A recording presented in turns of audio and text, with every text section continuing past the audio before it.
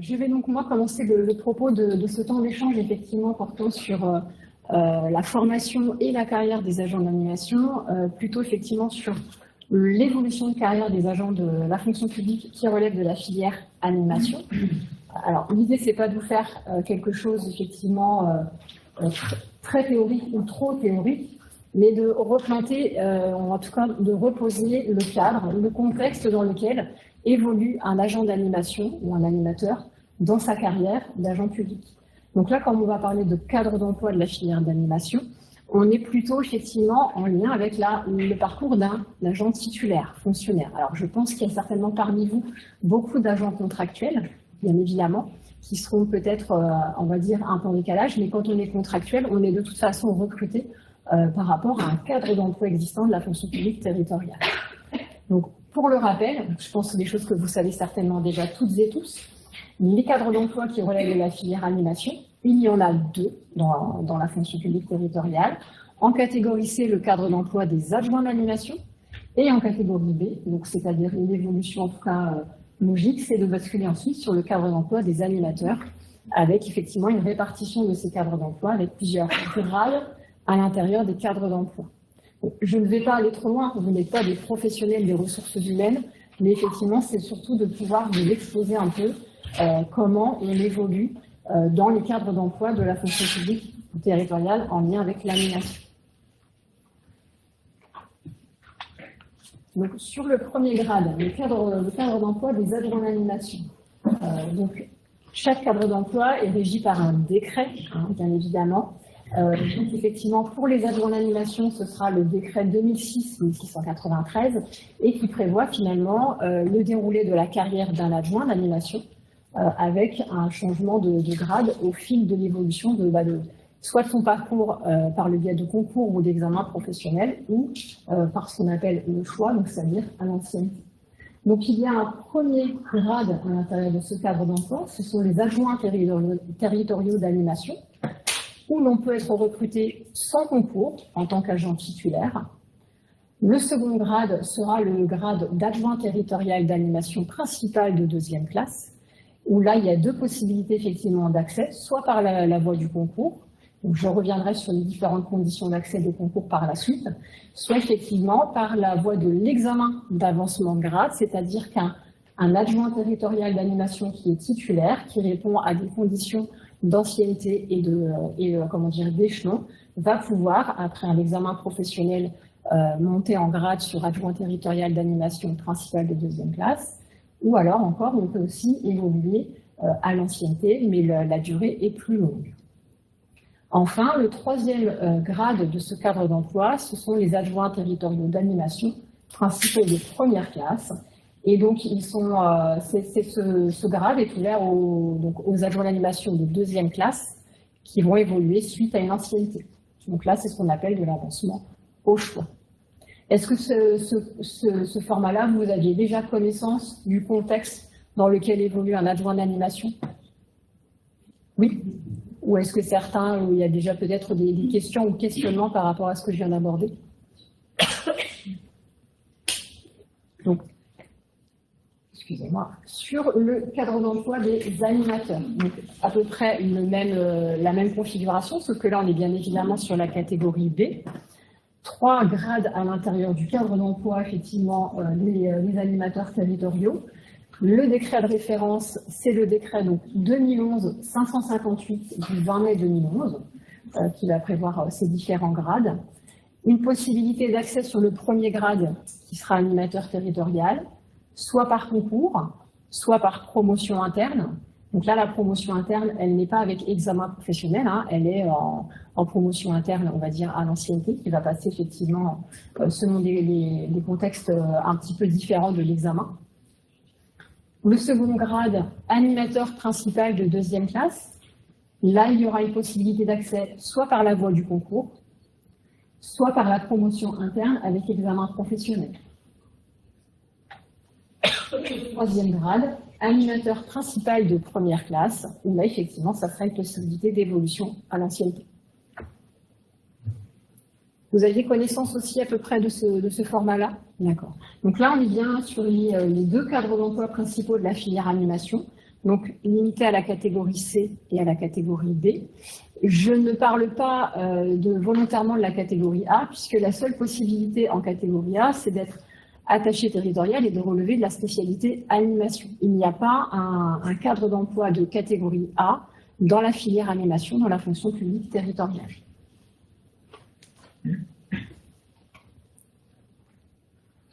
Est-ce qu'il y a déjà des premières questions ou remarques par rapport à ces points d'éléments, notamment peut-être sur l'évolution des animateurs ou pas?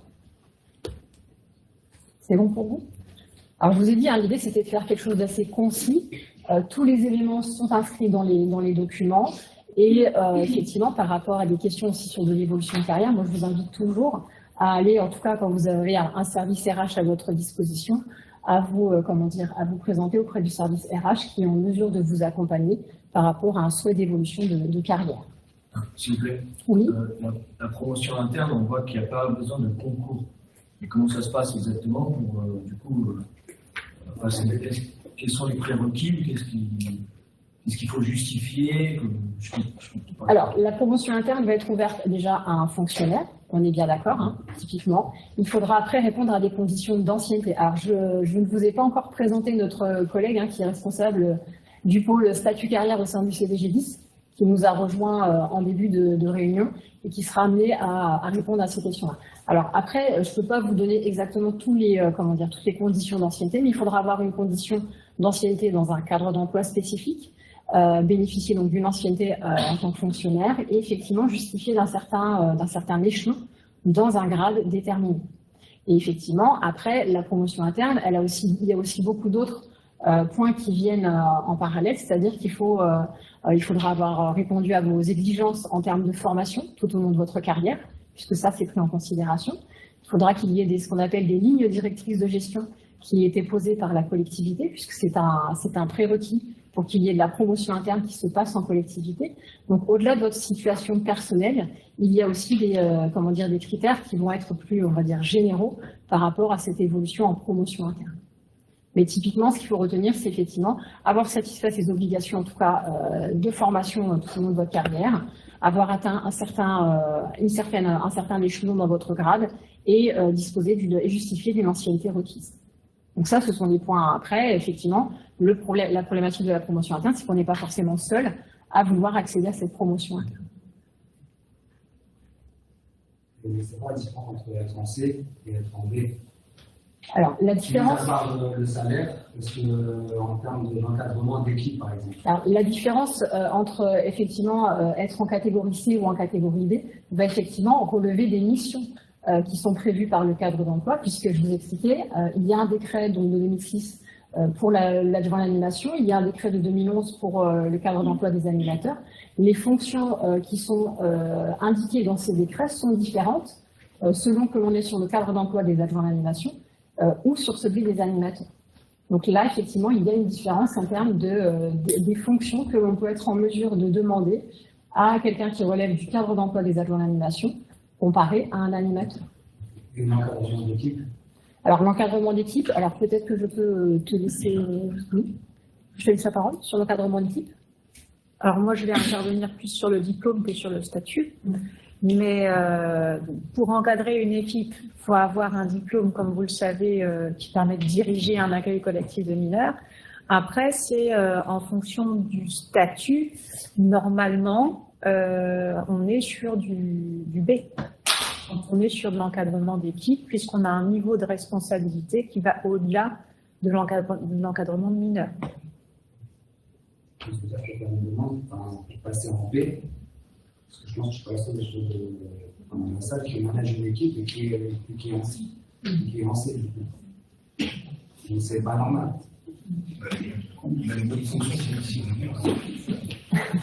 Normalement, les responsabilités sur un poste de B ne sont pas les mêmes que sur un statut C. Après, dans les faits, nous, on vous renseigne, mais dans les faits, c'est un dialogue à entretenir avec son employeur, et notamment lors de l'entretien professionnel annuel, parce que vous bénéficiez tous normalement, d'un entretien annuel professionnel, lors duquel vous pouvez en fait discuter de tout ça.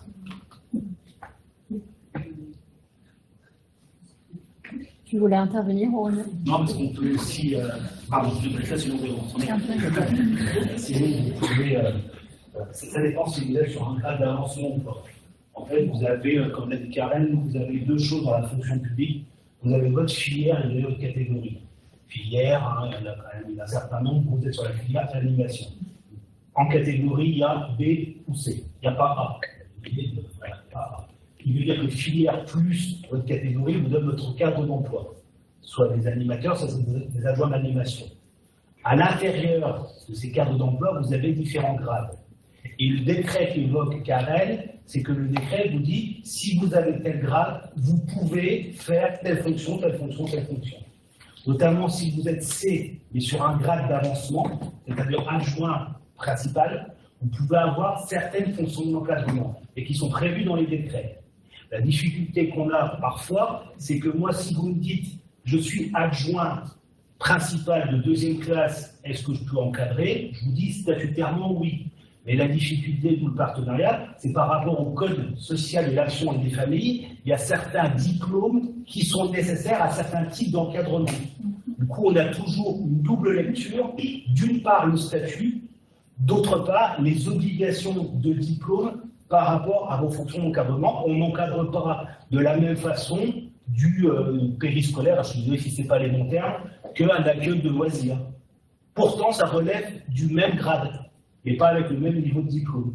Donc on est toujours en train de regarder là-dessus. Donc comme l'a dit Karen, vous pouvez passer à l'ancienneté d'un grade à un autre, c'est au choix de l'autorité territoriale. Et ensuite, quand vous avez atteint le dernier grade de votre catégorie, pour passer au grade au-dessus, il faut passer de C à B. Ça s'appelle de la promotion interne. Et en fait, on a deux choses. On a l'ancienneté, donc c'est en gros une année dans le 8e échelon, mais ça c'est propre à chaque cadre d'emploi. Et nous, au niveau du centre de gestion, on va regarder tous les recrutements externes qui ont été faits sur une année et on va avoir un certain nombre de quotas. Donc moi, parfois en promotion interne, je voudrais bien faire plaisir à tout le monde, mais si j'ai que 6 postes, j'ai que 6 postes. Et je peux avoir 40 dossiers qui soient excellents, mais au bout d'un moment, voilà. Et comment ça va se gérer par rapport aux animateurs? Eh bien là, on va revenir sur les lignes directrices de gestion, dans lesquelles il va y avoir un certain nombre de critères avec un certain nombre de points pour essayer d'objectiver au maximum ces promotions internes-là, alors qu'on sait pertinemment que déjà nous, on ne vous connaît pas, et en plus, chacun fait un travail différent de celui d'à côté. Mais bon, ce sont les textes qui sont comme ça. Et là, je parle des titulaires. Et juste une question, il y a des personnes de la ville de Troyes. C'est la ville de Troyes, c'est pas le centre de gestion. Pour le centre de la ville de Troyes. Ouais. Ça va là-dessus. Pour les promotions, c'est au niveau de la ville de Troyes que ça se gère, mais pas au niveau du centre. C'est propre à chaque collectivité. Alors, il y a deux LDG. Si la collectivité prend l'option Voilà. 100% par exemple. Ah ça c'est pour les avancements de grade. Ouais, d'accord. Si c'est en avancement de grade, il n'y a pas de souci, 100%, il crée un poste, il n'y a pas de problème. Après, nous, on a nos propres LDG par rapport à la promotion interne. Ce qui peut se passer, c'est que vous pouvez avoir des sous-LDG pour savoir qui votre collectivité nous propose. Soit elle va dire, je vais proposer tous les agents qui sont promouvables. Donc là, on se retrouve avec parfois 15 dossiers, mais on a bien peur. De toute façon, les 15 ne pourront pas passer. Soit il y a déjà un choix qui est fait en interne de ne pas proposer tout le monde, mais en ce cas-là, c'est par rapport à vos propres LDG. Et nous, nos LDG, ils sont aussi sur le site internet. Les critères ont été vus en conseil, et tout est transparent par rapport à ça. Voilà. Je repasserai tout à l'heure.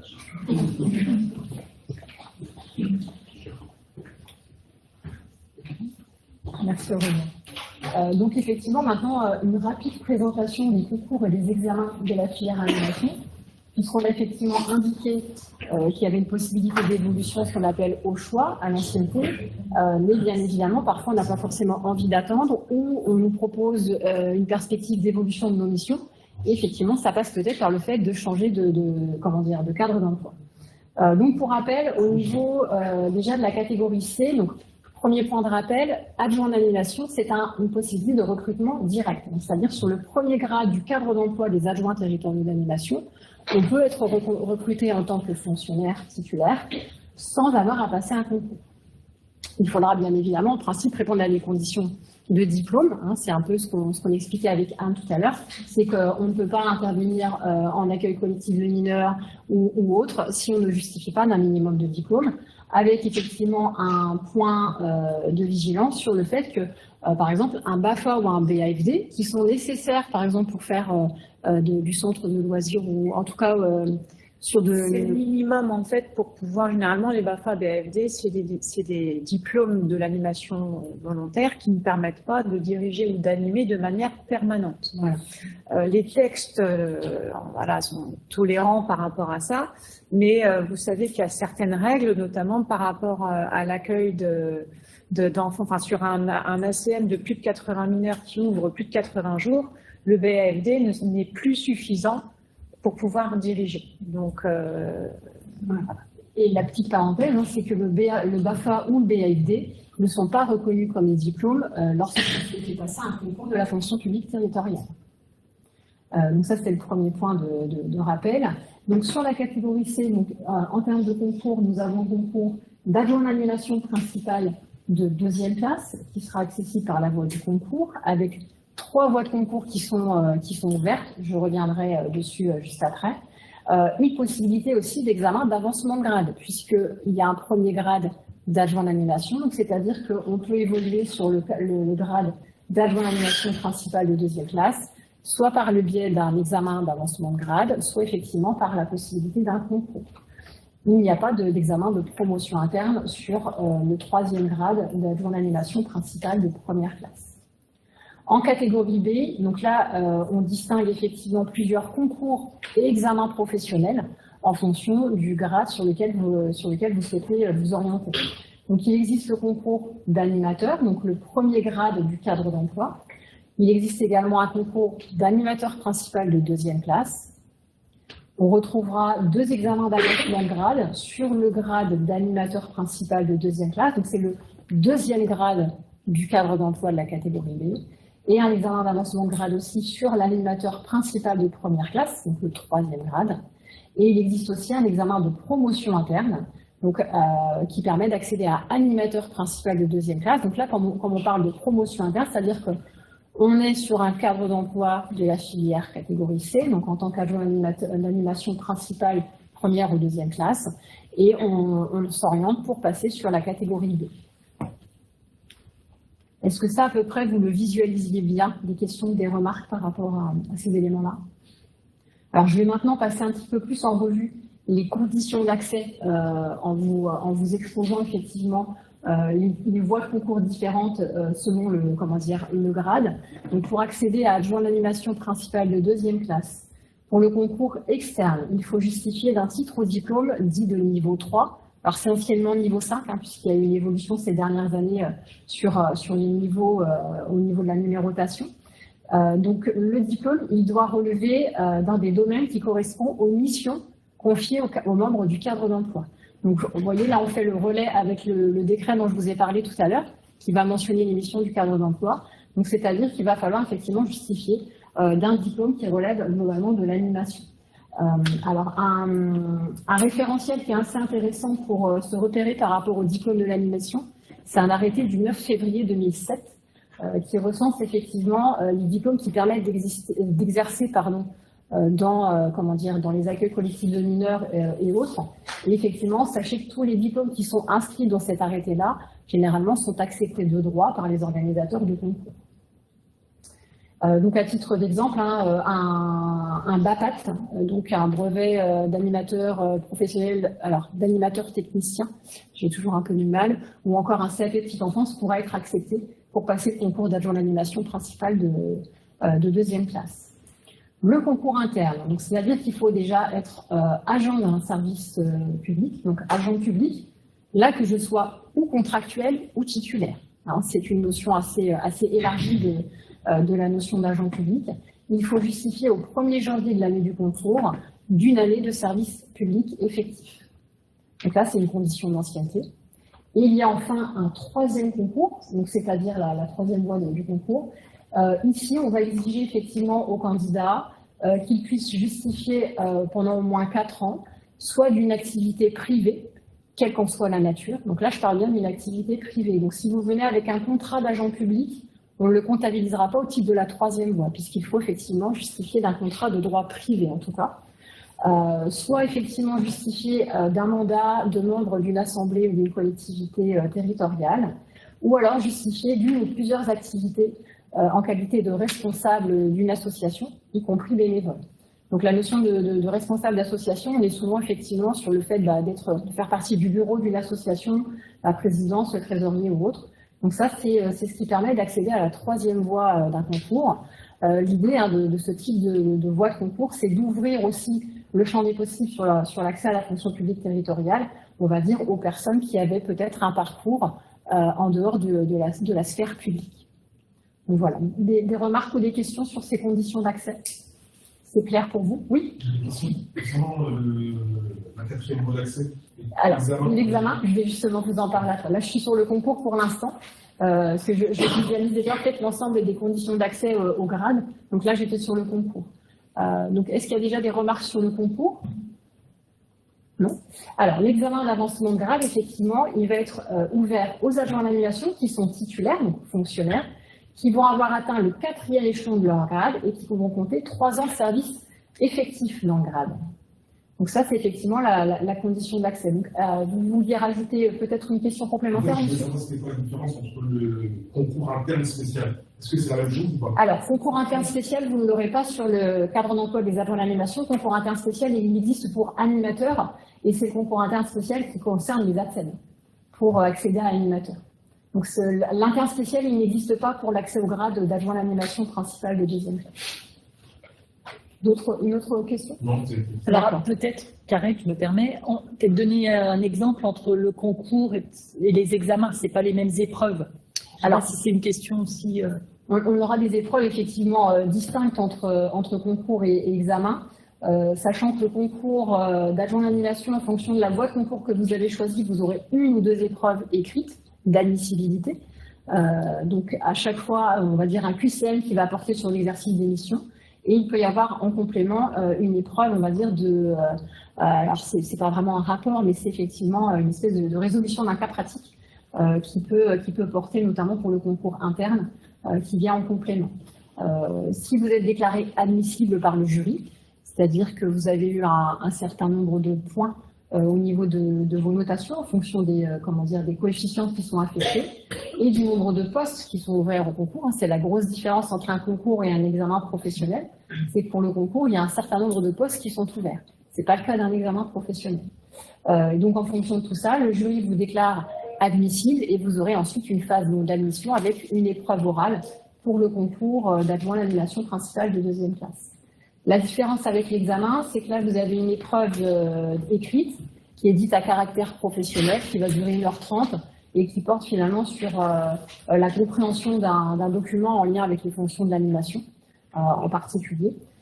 Ça varie de 3 à 5 questions et ça permet effectivement de voir vos capacités de compréhension et effectivement aussi, pourquoi pas, votre maîtrise des missions du cadre d'emploi.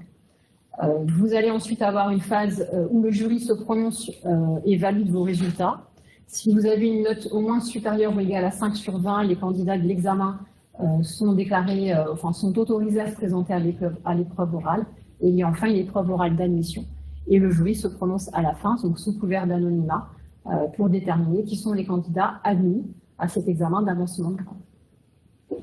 Après, un examen d'avancement de grade, ça nécessite encore après de passer effectivement par les voies traditionnelles d'évolution de carrière qui sont prévues au niveau de la fonction publique territoriale. D'autres questions ou remarques? Oui, après l'obtention du concours ou d'examen, c'est soumis à l'autorité territoriale. Tout à fait. Oui. Parce qu'on a obtenu que. Exactement.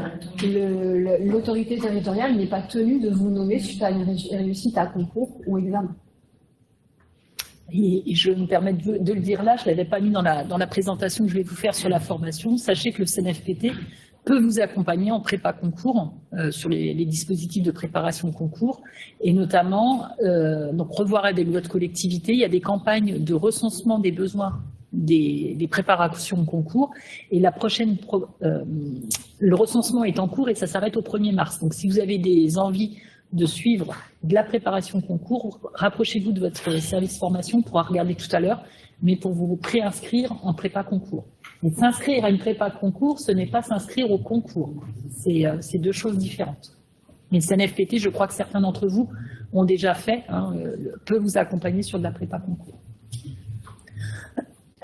D'autres remarques sur adjoint d'animation principale deuxième classe? Alors, ensuite, les conditions d'accès au concours d'animateur. Donc là, on va parler que du concours d'animateur, puisqu'après, il y avait encore tous les examens à visualiser. Donc là, on va retrouver ce fameux concours interne spécial dont vous avez parlé, monsieur.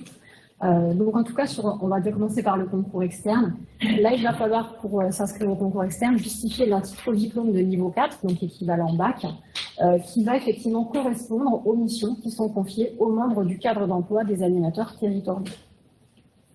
À titre d'exemple, alors je pense que ces acronymes-là vont plutôt vous parler, mais un BPGEPS va pouvoir permettre de se présenter au concours d'animateur à titre d'exemple, ou encore le BEATEP. Le concours interne, donc vous allez retrouver systématiquement les mêmes voies de concours, quel que soit le cadre d'emploi en tout cas où on souhaite accéder. Le concours interne, là, l'ancienneté requise pour les agents publics, elle est de 4 ans au 1er janvier de l'année du concours. Donc en catégorie C, on était sur 1 an. Là, en catégorie B, on passe sur 4 ans d'ancienneté. Le concours interne spécial, donc on est effectivement sur une condition d'ancienneté de 4 ans, mais réservée aux personnes qui sont ATSEM. Et enfin, le troisième concours, alors je ne vais pas vous réexpliquer exactement le troisième concours, mais typiquement, avoir exercé pendant au moins 4 ans, soit une activité privée, soit justifié d'un mandat d'élu local, soit effectivement avoir accompli des activités en tant que responsable d'une association, même si c'est bénévole. Donc ça, c'est effectivement les voies d'accès au concours d'animateur territorial. Est-ce que ça, vous le maîtrisiez plutôt bien? Point de remarque, pour s'inscrire à un concours de la fonction publique territoriale, vous allez passer par ce qu'on appelle un portail d'entrée qui s'appelle concoursterritorial.fr. Sur ce site internet-là, vous allez retrouver l'ensemble des données et de la programmation prévisionnelle des prochains concours et examens territoriaux, puisque c'est un portail national où l'ensemble des centres de gestion implémentent et indiquent qu'ils sont organisateurs ou pas d'un concours. Donc vous devez systématiquement passer par cette, je vais me permettre, c'est vraiment une porte d'entrée qui va après vous renvoyer auprès du centre de gestion vers lequel vous souhaitez vous inscrire pour vous inscrire à un concours ou à un examen. Donc à titre d'exemple, en 2026, là on est sur l'examen d'adjoint animation principale de deuxième classe qui a lieu actuellement. Il y a des opérations en cours sur la filière animation. Sur 2027, nous allons avoir notamment le concours d'adjoint administratif principal, d'adjoint d'animation principale de deuxième classe, qui sera en principe organisé par le CDG10. Donc là, sous réserve d'avoir eu suffisamment de postes qui sont déclarés par les collectivités et par nos partenaires, puisque en général, on organise ce concours-là pour d'autres centres de gestion. Donc, je ne sais pas si vous souhaitez avoir des infos. Est-ce que vous avez déjà un petit peu connaissance de ce portail-là, concours territorial? Vous connaissiez toutes et tous? D'accord.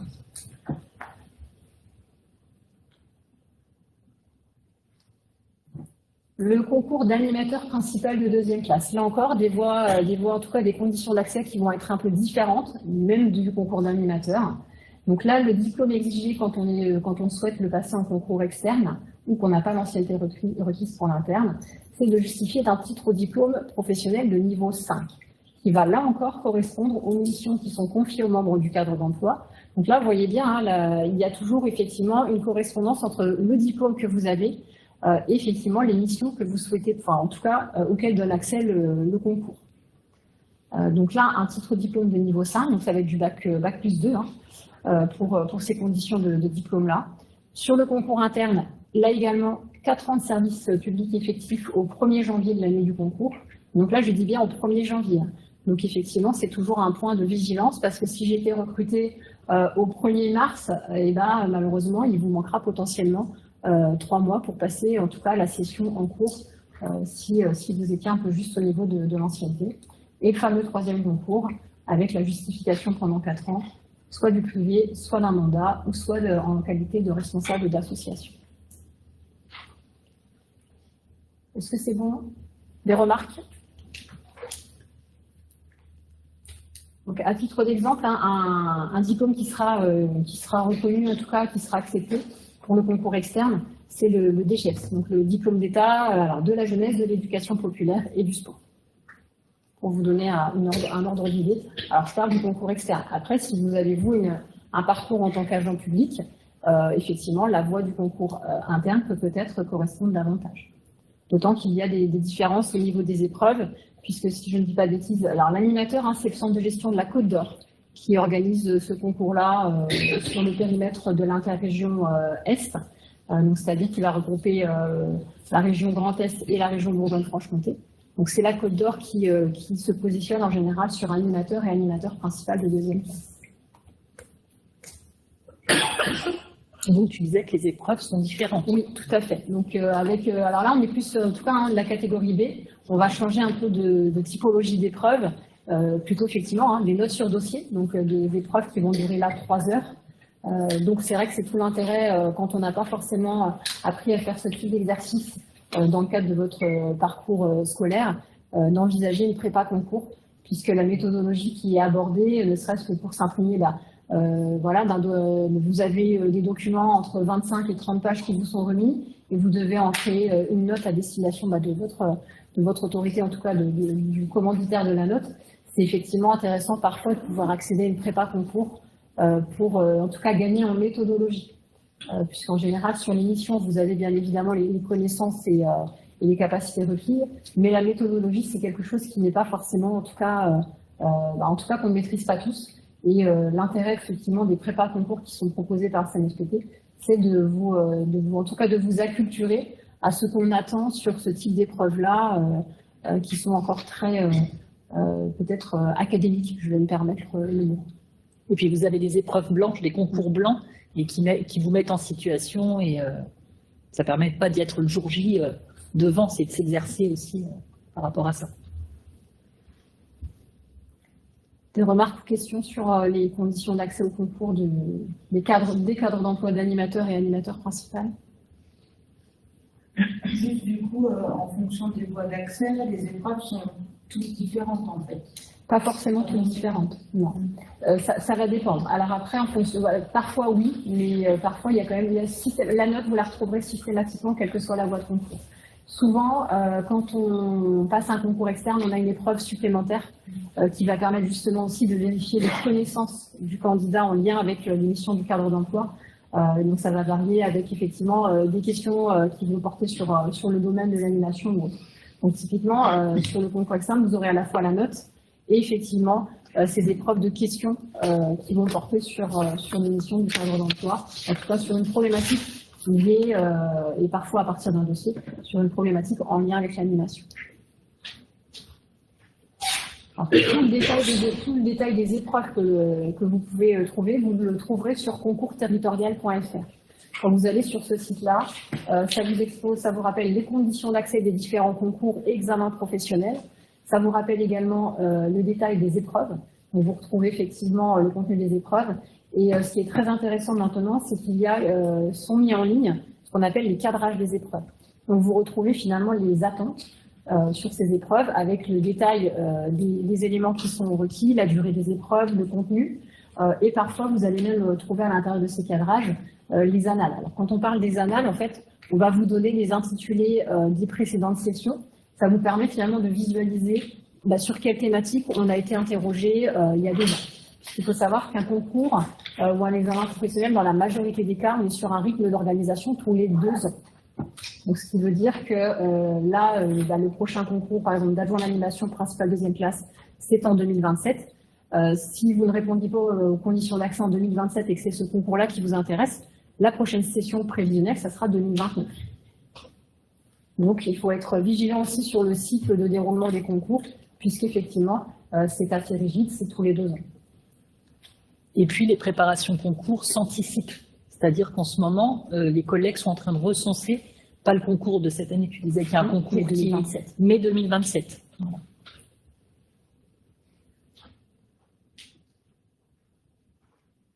Les conditions d'accès des examens pour le cadre d'emploi d'animateur. Donc, sur animateur principal de deuxième classe, il existe 2 examens. Donc, soit avancement de grade, soit promotion interne. Donc, avancement de grade, ça veut dire qu'on est déjà sur le grade d'animateur en catégorie B. Promotion interne, c'est qu'on relève encore du cadre d'emploi de la catégorie C. Donc là, vous retrouvez effectivement les conditions d'ancienneté. Donc, sur l'examen d'avancement de grade, il faut être donc fonctionnaire, animateur, avoir atteint le 6e échelon et justifier au moins de 3 ans de service effectif, alors dans un corps, cadre d'emploi ou emploi de catégorie B. Donc, mais clairement, il faut en tout cas au moment où vous allez vous inscrire, être animateur, fonctionnaire et justifier du 6e échelon. Donc ça, c'est le premier point sur cet examen-là. Pour l'examen de promotion interne, donc là, il faut relever effectivement du cadre d'emploi des adjoints territoriaux d'animation et les conditions d'ancienneté vont être autres puisqu'il faudra compter 12 ans de service effectif en position d'activité ou de détachement dans un emploi d'une collectivité territoriale. Donc là, vous voyez effectivement hein, le passage de la promotion interne, on a basculé sur 12 ans de service effectif dans un cadre d'emploi qui relève effectivement notamment de l'avancement et qui est de la catégorie C. Ok, d'abord les 12 années. Oui. On ne peut pas être venu en interne sur le fait qu'on ait fait beaucoup de formations, qu'on ait essayé de passer le concours pas mal de fois, qu'on ait fait des prépas concours, parce qu'on gagne des points. Donc c'est ce qu'on avait expliqué justement, qu'on pouvait gagner des points pour être promu en interne et passer en directement, sans forcément réussir le concours. Alors après, il faut quand même justifier de conditions d'ancienneté pour prétendre à passer à la promotion interne, même si elle est au choix. Normalement, oui, les textes sont assez clairs sur ça, effectivement. Oui. Question bête, du coup, 12 ans de service effectif, est-ce que ça compte si on change de collectivité? Oui, votre parcours, dès lors que vous étiez en tout cas fonctionnaire et vous releviez du cadre d'emploi, peu importe si vous avez changé de collectivité en parcours, là, ça vous suit, hein, bien évidemment. Vous gardez votre ancienneté. Est-ce qu'on compte les contrats type contractuels, vacataires? Est-ce que c'est un cumul de tous ces contrats ou c'est vraiment 12 ans depuis? Alors là, on parle bien que c'est ouvert aux fonctionnaires. La promotion interne, ça va être ouvert à un fonctionnaire. Après, il y a en fonction de comment est libellée la notion d'ancienneté, on va parfois accepter des contrats qui auront été exercés, alors en tout cas au titre de l'examen professionnel, des contrats qui auront été exercés au préalable. Mais là, c'est vraiment en fonction effectivement de l'intitulé. Alors là, à l'instant T, je ne pourrais pas vous dire oui, non, mais parfois on va accepter effectivement le fait que vous ayez eu des contrats d'agents de droit public dans votre parcours, mais il faudra bien avoir à un moment donné et être en position de fonctionnaire. D'accord? Et juste comme la décision est soumise à l'autorité, est-ce que il peut décider de nommer quand même dans le cadre de la promotion interne sans avoir fait les 12 années de service effectif? Alors, si vous ne faites pas, si vous faites la promotion interne sans l'examen professionnel, je pense que le nombre d'années requises doit être supérieur, logiquement. Donc même l'autorité, c'est lui qui décide, il est obligé de suivre, d'accord.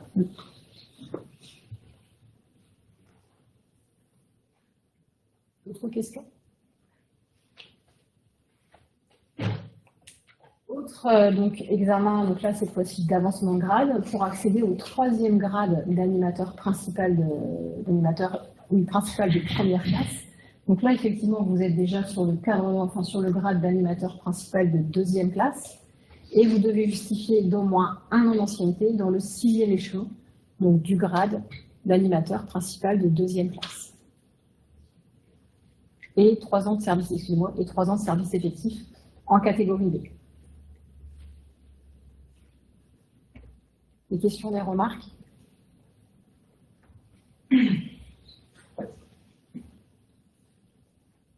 Moi, j'en ai terminé sur cette partie, effectivement, sur les concours et examens et effectivement la notion de grade et cadre d'emploi. Est-ce que ça vous a été, je vais me permettre, utile? En tout cas, est-ce que vous y voyez déjà vous plus clair par rapport à, personnellement ou par rapport à vos équipes, comment les accompagner aussi par rapport à leur évolution et à leur parcours professionnel dans la filière animation? Est-ce que c'est plus clair sur ces points-là? Sachant qu'effectivement, il y a tout le volet évolution de carrière, mais il y a aussi effectivement la partie formation qui va vous permettre d'accompagner vos agents dans l'évolution de leur parcours professionnel et dans leur soit montée en compétences, en tout cas, ou leur évolution de parcours sur des fonctions peut-être davantage d'encadrement sur ces points-là.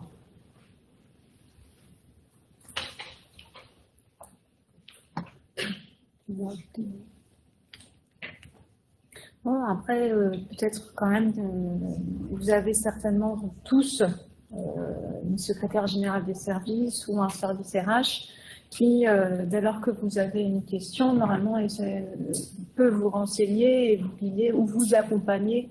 Je vois, mais si, pour justement toutes vos questions en lien avec votre carrière.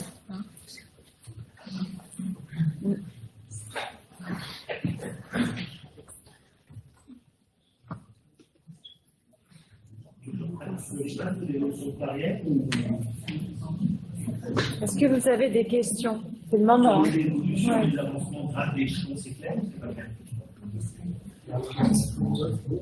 Dis-moi. Je peux vous dire.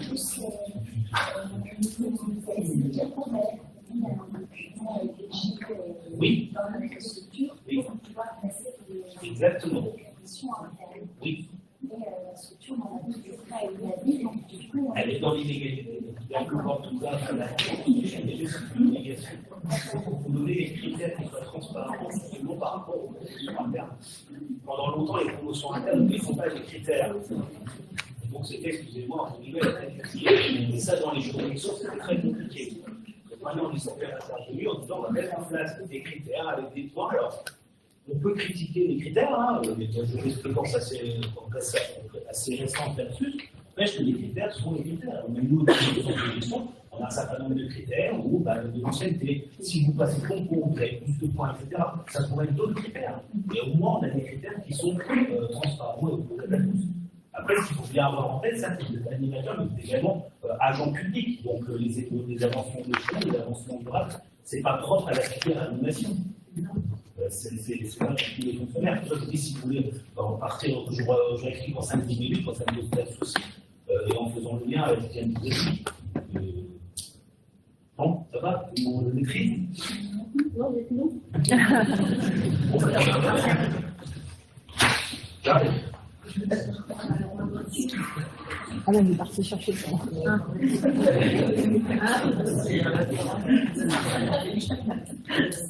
C'était pas prévu en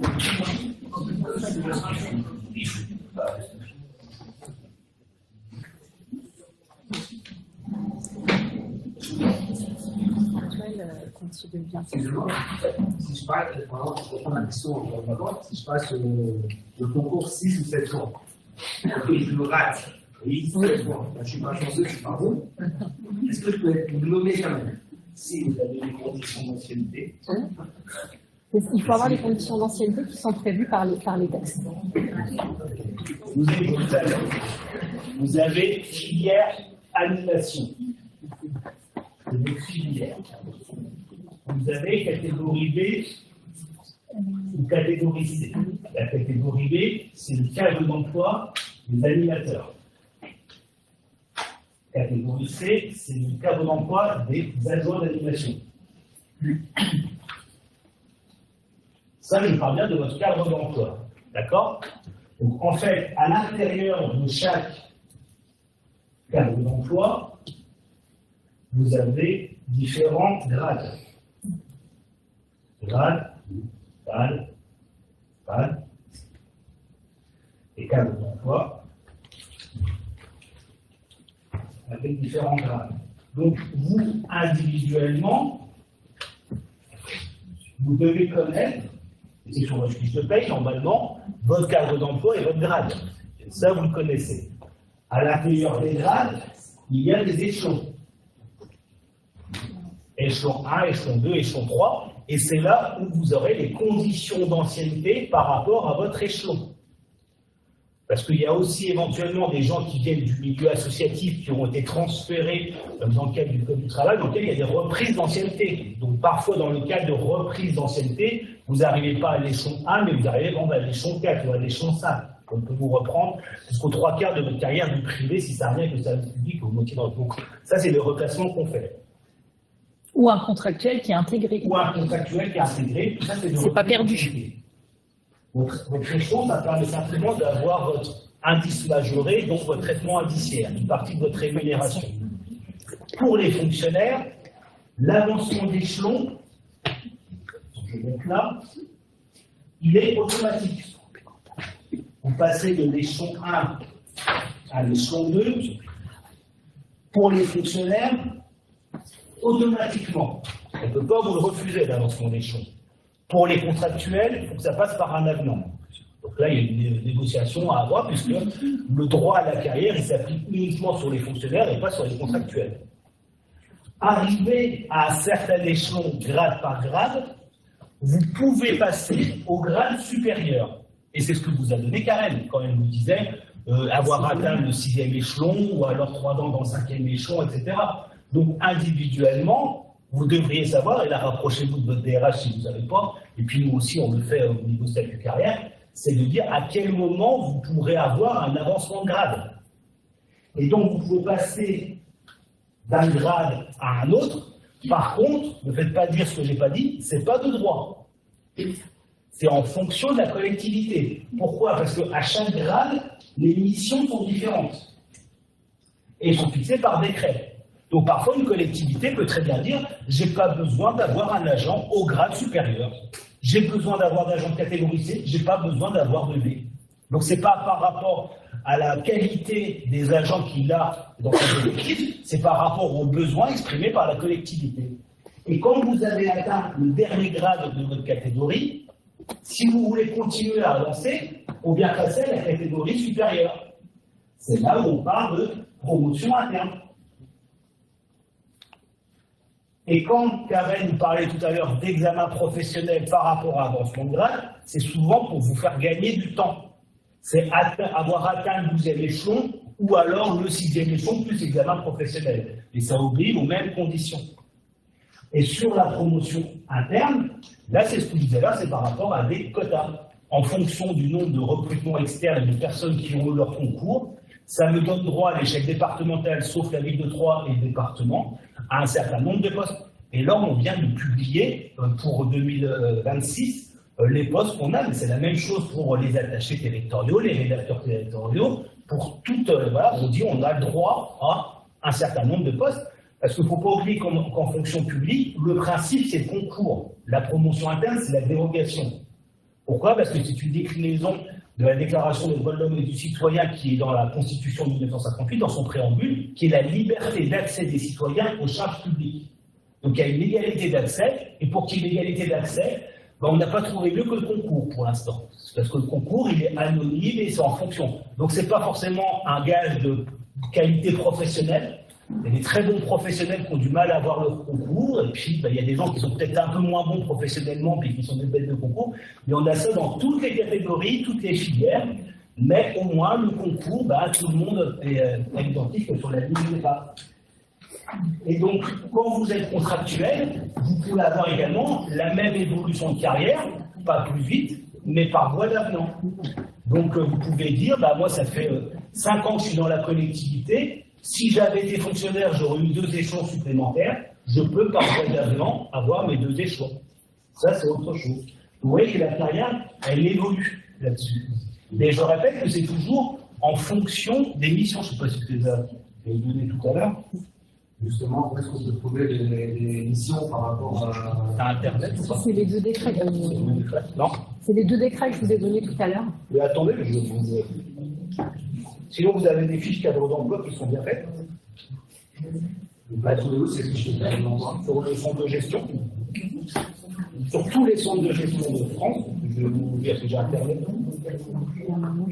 Et c'est pour ça que je vous disais que nous, la première des choses, c'est qu'on regarde mes fiches tableau d'emploi.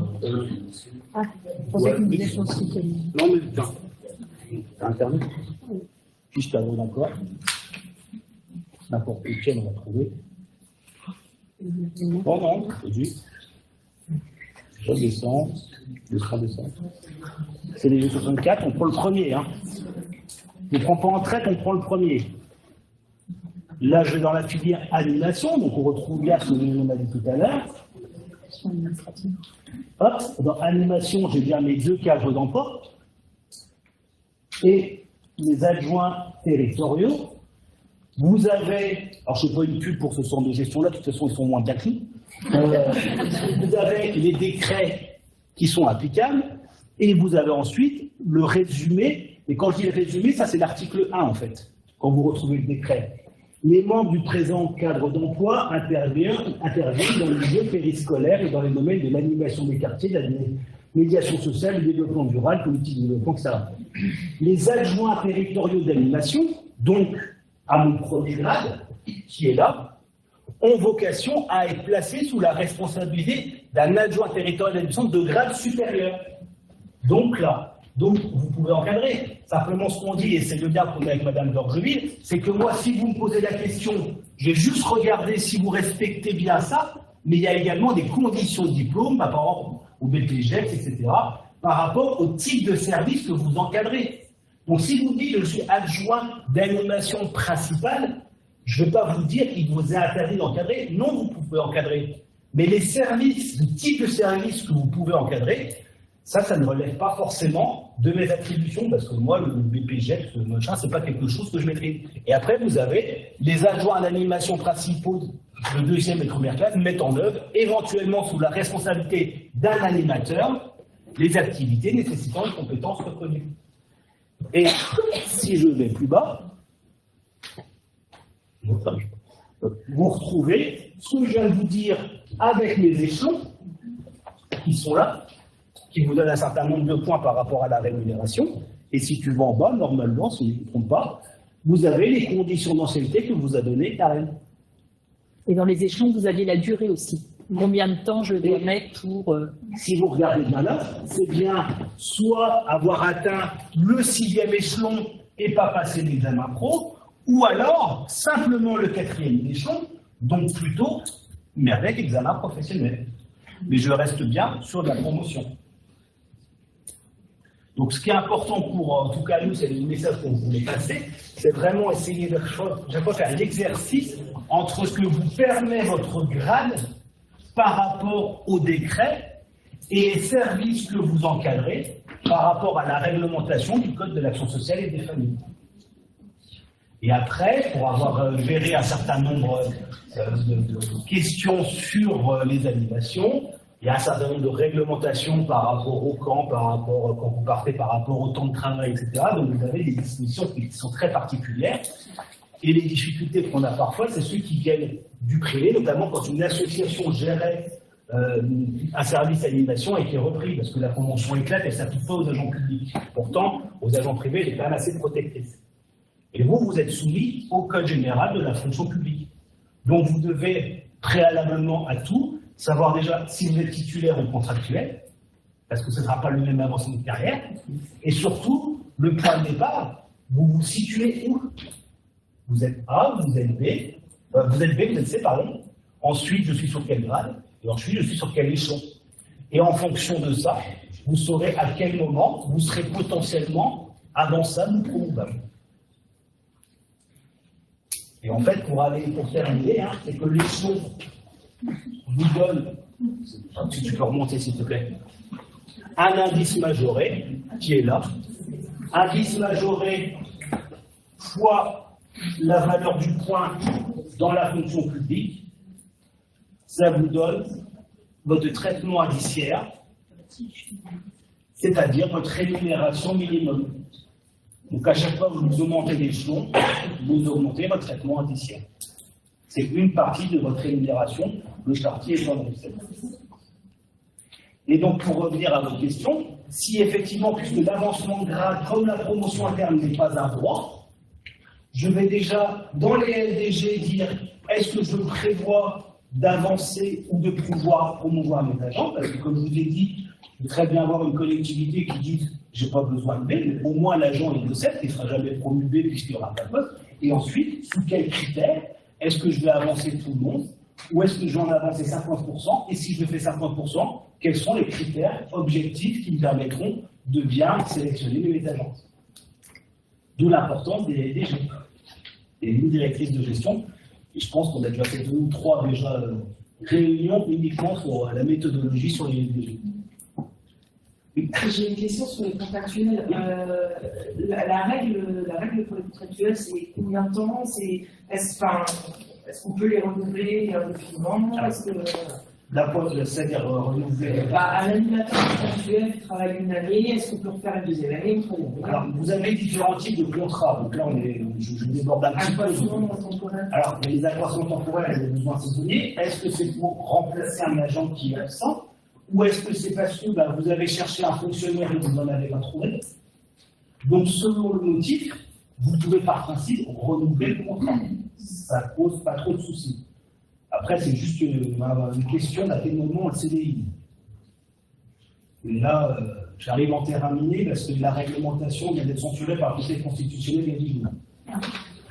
Mais un contractuel qui va par exemple faire gagner le périscolaire et l'extrascolaire, je peux très bien la remettre cette personne sur le même poste l'année prochaine. Je ne suis pas obligé de changer d'agent. Non, pas forcément. Là, c'est le principe. Par contre, l'agent n'a pas un droit. Non, mais voilà. Rien qui l'empêche. Alors, sauf si vous êtes sur un besoin permanent, c'est-à-dire que vous savez que vous avez toujours ce besoin-là, et si un jour vous avez un fonctionnaire qui dit stop, je suis prioritaire. Si vous n'avez pas de fonctionnaire, vous prenez le contractuel que vous voulez. Et je suis obligé d'être. Ça arrivera rarement, mais si vous avez un emploi permanent et que vous avez un fonctionnaire qui postule, par principe, il est prioritaire.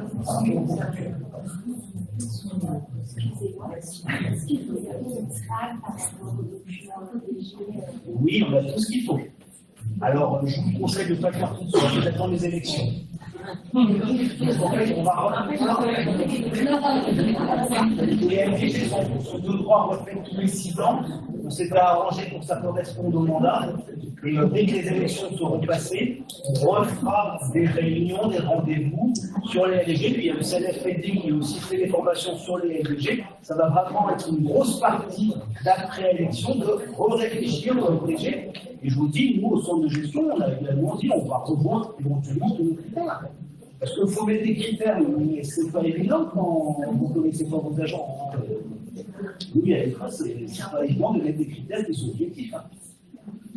Mais sinon, il y a, sur le site du centre de gestion, il y a une très bonne vidéo sur les DG. C'est moi qui le fais. C'est l'acteur principal. Et voilà, chacun va être individuel, mais il faut qu'à un moment donné, pour répondre notamment à vos questions, il faut qu'à un instant T, vous vous disiez, je sais dans quelle situation statutaire je suis. Et ça, vous l'avez dans vos arrêtés, dans vos contrats, sur votre feuille de paye, etc. Vous devez à savoir à un moment donné, je suis dans telle situation. Et pour reprendre, est-ce que vous dites, je suis contractuel, je vais vous poser la même question, vous allez dire, un contrat pour remplacer quelqu'un, ou il y a des personnes sur le poste, ça ne va pas être la même chose. Si je remplace quelqu'un qui en arrêt maladie, par exemple, c'est pas la même situation administrative.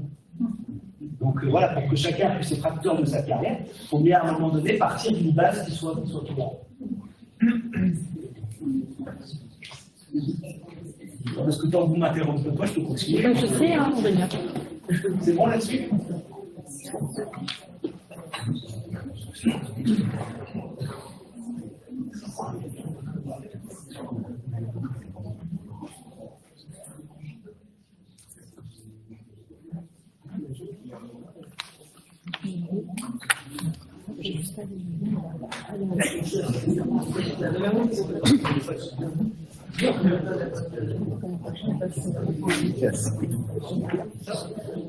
Alors, je vais vous parler de la formation. Donc, je le rappelle, le CNFPT, traditionnellement, hein, je pense que vous connaissiez le CNFPT, On est l'organisme de formation, on va dire privilégié des agents territoriaux, que vous soyez contractuels. Dès lors que vous êtes sur des contrats de droit public, vous avez accès aux mêmes conditions de formation, que ce soit de la prépa concours, de la formation continue, voilà. Après, je laisserai Anne en parler, elle vous propose aussi des formations, il n'y a pas de souci, hein, ou on a une personne de Canopée qui peut aussi vous proposer des formations ou d'autres structures, il n'y a pas de souci. Moi, je vais vous parler au nom du CNFPT, donc je dis bien qu'il y a l'organisme normalement privilégié, vos collectivités cotisent au CNFPT, dès lors que vous êtes sur un emploi public, voilà, du droit public. Alors, pour ma part, Aurélien vous a parlé des cadres d'emploi. Je me suis permis de venir, alors comme je vous disais, j'ai mis des éléments, mais je les donnerai à Anne, je vais vous les envoyer, je vais pas vous les présenter en détail. Sachez que le CNFPT gère le répertoire des métiers territoriaux, et je me suis permis de ressortir, en fait, donc sur le site internet, il y a le répertoire, je me suis permis de remettre quelques fiches métiers qui peuvent vous concerner, parce que je ne sais pas si dans vos collectivités, vous avez, alors, il y a un entretien professionnel. Vous avez peut-être été, vous avez été recruté sur un cadre d'emploi qui soit statutaire ou contractuel, mais à côté de ça, vous auriez potentiellement eu une fiche de poste, hein, plus ou moins détaillée. Ce que je vais vous montrer là, c'est pas le bon exemple, c'est très détaillé, mais je me suis permise de vous apporter quelques fiches métiers, donc responsable de structure d'accueil de loisirs, animateur éducatif périscolaire, animateur enfant-jeunesse, et puis agent d'accompagnement à l'éducation de l'enfant, ADSEM, je crois qu'il y en a dans la salle. Ouais, voilà. Donc il y a des fiches, il y en a quelques-unes. Et puis là aussi, sur le site métiers territoriaux, il y a des vidéos sur les métiers. Donc ça peut être intéressant. Alors, il y a des liens, hein, les liens fonctionneront. Il y a les fiches des vidéos sur les métiers. Quelles sont les missions d'un responsable enfant-jeunesse, ou qu'est-ce qui anime, vous verrez, c'est une petite jeune, qu'est-ce qui anime l'animatrice de centre de loisirs et ce qu'elle aime tout particulièrement. Alors, je vous dis ça, je vous les ai mis à disposition parce que, en termes de formation, vous allez vous inscrire à des formations. Alors, par rapport à ce que votre collectivité a comme projet, votre N+1 va vous dire, bah, le projet de satellite, je dis n'importe quoi, hein, ça va être travailler sur la nature, où on va accompagner les enfants en situation de handicap. On a parlé d'enfants du trouble du neurodéveloppement, du harcèlement scolaire, voilà, j'en sais rien. Voilà. Mais à côté de ça, vous pouvez avoir envie, vous aussi, de vous former au regard des savoir-être et savoir-faire attendus par votre poste. Donc c'est pour ça que ces fiches-là sont intéressantes, parce que ça vous met bien en parallèle. Et je prends cet exemple-là en me disant, bah voilà, moi j'adore mon métier, mais en fait je suis moins à l'aise par exemple avec la relation avec les parents, la communication, en se disant bah, c'est là-dessus où il faudrait que je travaille. Voilà. C'est pour vous aider dans votre détermination de vos besoins de formation, ou j'allais dire force de progression que vous pourriez avoir. Voilà. Donc j'avais remis les missions principales, hein, c'est d'accueillir les enfants sur le temps périscolaire, garantir la sécurité physique et affective des enfants, et la mise en projet d'animation et une démarche pédagogique. C'est juste pour vous remettre un petit peu tout ça. Alors, sachez, en termes d'obligations en matière de formation, alors j'ai regardé un petit peu parmi vous, ceux qui sont déjà venus au CNFPT, sachez que désormais qu'on soit agent contractuel, alors sur des emplois permanents, quelqu'un qui est en remplacement quelques mois sur un remplacement maladie, congé maternité, on n'est pas concerné. Quelqu'un qui est contractuel au minimum 1 an, ou les statutaires, vous avez une formation d'intégration à faire. Est-ce que ça vous parle ? Oui. Donc, si on est catégorie C, on a une formation de 5 jours. Si on est catégorie B, on a une formation de 10 jours. Donc, cette formation, quand vous êtes nommé dans le cadre d'emploi, vous avez 1 an pour le faire. Donc là, je sais que parmi vous, il y en a qui sont déjà venus. Hein, on organise des formations régulièrement. On a des formateurs qui sont des territoriaux. Donc, je sais que M. Belin, il va en Haute-Marne. Il change de territoire. Mais voilà, on a des territoriaux qui viennent vous expliquer un petit peu le schéma qu'Aurélien vous a dit, parce qu'il y a des choses sur le statut, sur l'environnement territorial et sur vos obligations en matière de formation. Voilà. Donc je sais que j'ai regardé, des personnes sont inscrites prochainement, dont la semaine prochaine, je crois, et au mois d'avril. Voilà, donc vous avez 1 an pour faire votre formation d'intégration. Pour ceux qui sont statutaires, il y a une contrainte statutaire. C'est-à-dire que si vous ne faites pas cette formation dans l'année de votre stage, votre collectivité ne vous pourra pas vous titulariser. Que vous soyez le meilleur agent, il ne pourra pas vous titulariser parce que vous n'avez pas fait votre formation. Alors notamment le centre de gestion, quand il y a l'arrêté qui est pris, il y a les visas, vu l'attestation du CNFPT, je ne sais pas comment c'est rédigé exactement, mais vu la réalisation de la formation d'intégration. Pour les contractuels, entre guillemets, il n'y a pas de sanction parce que vous êtes contractuel. Pour autant, si vous destinez à être statutaire, vous l'aurez déjà fait. Je vous montrerai, il y a des possibilités de dispense, mais voilà, tôt ou tard, ça peut être statutairement obligatoire pour vous. Et puis, donc, au bout d'un an, quand on est statutaire, on a aussi les formations de professionnalisation premier emploi. C'est-à-dire qu'une fois qu'on est nommé, je veux dire 1er janvier 2026, d'ici le 1er janvier 2028, l'agent devra faire une formation de professionnalisation premier emploi. Si on est agent de catégorie C, c'est entre 3 et 10 jours de formation. Si on est agent de catégorie B, c'est entre 5 et 10 jours de formation. Donc là aussi, plancher, plafond, c'est avoir avec votre collectivité les obligations, ce que vous décidez en termes de formation. Et également, tous les fonctionnaires territoriaux, la dernière branche, on a une formation de professionnalisation tout au long de la carrière entre 2 et 10 jours de formation. Donc ce que je veux vous dire par là, c'est que tous les fonctionnaires territoriaux, même les contractuels, alors, il y a moins d'obligations pour les contractuels, mais c'est bien de monter en compétences régulièrement, c'est de se former régulièrement à des choses qui vous intéressent et qui sont votre quotidien. Voilà. Et comme le disait Aurélien ou Karen tout à l'heure, ces obligations en matière de formation, quand vous pouvez être promu, il y a un dossier à constituer. Alors, je regarde monsieur, mais est-ce que vous aviez l'air de parler des 12 ans, donc je vois que vous êtes assez ancien. Toutes les personnes... Ah, pas 12 ans? Ah, et bien même 7 ans. En fait, quand le centre de gestion, notamment, alors, la ville de Troyes, c'est pareil, hein, quand le service formation se tourne vers le CNFPT pour demander les attestations, parce que c'est à vous de conserver les attestations et c'est à votre service, entre guillemets, de tenir les comptes. Et quand il y a les dossiers qui est préparé pour la promo, toutes les périodes révolues, monsieur, par exemple, vous avez 7 ans, donc il y a déjà une période de 5 ans qui est passée. Il faut vraiment avoir fait des formations dans cette période-là. Donc, un petit message à vous passer, formez-vous régulièrement.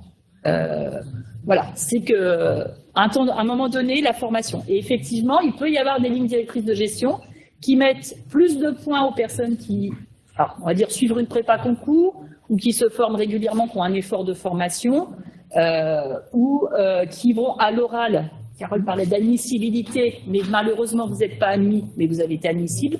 Donc, ça peut donner des points aussi au-delà de l'obligation. Est-ce que vous avez des questions? Non? Ah non. Peu importe l'organisme de formation. Ce que je vais vous montrer après, peu importe l'organisme de formation. Là, la deuxième page, c'était sur la formation d'intégration. Où ça se passe, alors je vous le dis pour notamment les agents de catégorie C, voire B, ça se passe dans les départements. Donc pour les catégories C, on en organise à 3. Pour les catégories B, on va dire en gros c'est entre 3 et Reims, voire Chalon, mais voilà. Et donc effectivement, pour répondre à la question d'Anne, donc je vous dis le CNFPT, alors, la loi dit que c'est le CNFPT qui organise les formations statutaires obligatoires. Pour autant, vous avez le loisir de vous former où bon vous semble, et il y a des systèmes de dispense. Donc sur le site internet du CNFPT, donc là aussi je vous tournerai vers votre collectivité, hein, c'est pas à vous de le faire vous-même individuellement, hein. C'est à la collectivité à travers une plateforme IEL, inscription en ligne, ils ont la possibilité de demander des dispenses.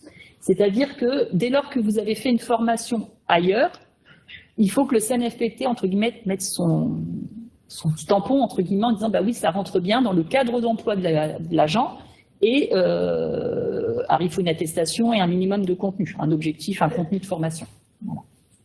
Est-ce que ça vous parle? Vous avez déjà fait cette expérience-là de demander une dispense? Si je reprends l'exemple de tout à l'heure, c'est pour tous les types de formations que je vous ai mis sur la chronologie. Quelqu'un qui est recruté catégorie C pour 1 an, qui fait sa formation d'intégration catégorie C, et qui demain est intégré stagiaire par sa collectivité. Ben, on nous demande une dispense. Ah, voilà, l'agent ne va pas refaire encore 5 jours, c'est le même contenu, ce sera peut-être un formateur différent, il vous fera peut-être d'autres dessins, mais voilà, on ne va pas vous redemander de faire. Et puis pareil, si demain vous avez un concours, et alors vous devenez, alors Pour passer catégorie B en promo interne, il n'y a pas de formation d'intégration à faire, mais si demain vous passez un concours, vous êtes C, vous passez un concours et vous devenez B, vous êtes à nouveau stagiaire et vous avez une formation d'intégration. Donc là aussi, vous avez vu tout à l'heure, c'est entre 5 jours et là c'est 10 jours. Vous pourriez être dispensé de la première partie de la formation, la deuxième partie sur de la conduite de projet et nos collègues en fait vous demandent de venir sur la deuxième partie de formation. Et puis demain, vous venez à une formation canopée ou une formation avec Anne, vous avez une attestation de formation, voilà. Ça pourra entrer en ligne de compte. Alors, il faut que ce soit de la formation, mais pas de l'information. Alors, on a parlé de quelques heures, on en reparlera, mais voilà, il faut que ce soit quand même assez conséquent. Voilà, pour le CNFPT, une journée de formation, c'est 6 heures de formation. Donc voilà, si vous faites quelque chose d'information sur 2 heures, une sensibilisation, voilà. Alors, je le dis souvent, hein, c'est la première étape, on va dire, c'est la première année que vous avez la formation d'intégration où vous ne choisissez pas le contenu. Après, vous choisissez le contenu de ce qui vous intéresse. Voilà. Je vous ai mis quelques exemples après. Je vous ai mis quelques exemples, effectivement, pour vous former au CNFPT. Je crois que c'est mon téléphone.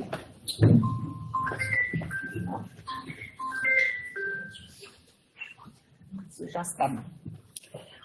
Oui, pour vous former au CNFPT, alors je vous ai mis, vous verrez en libre service et puis je donnerai à Anne.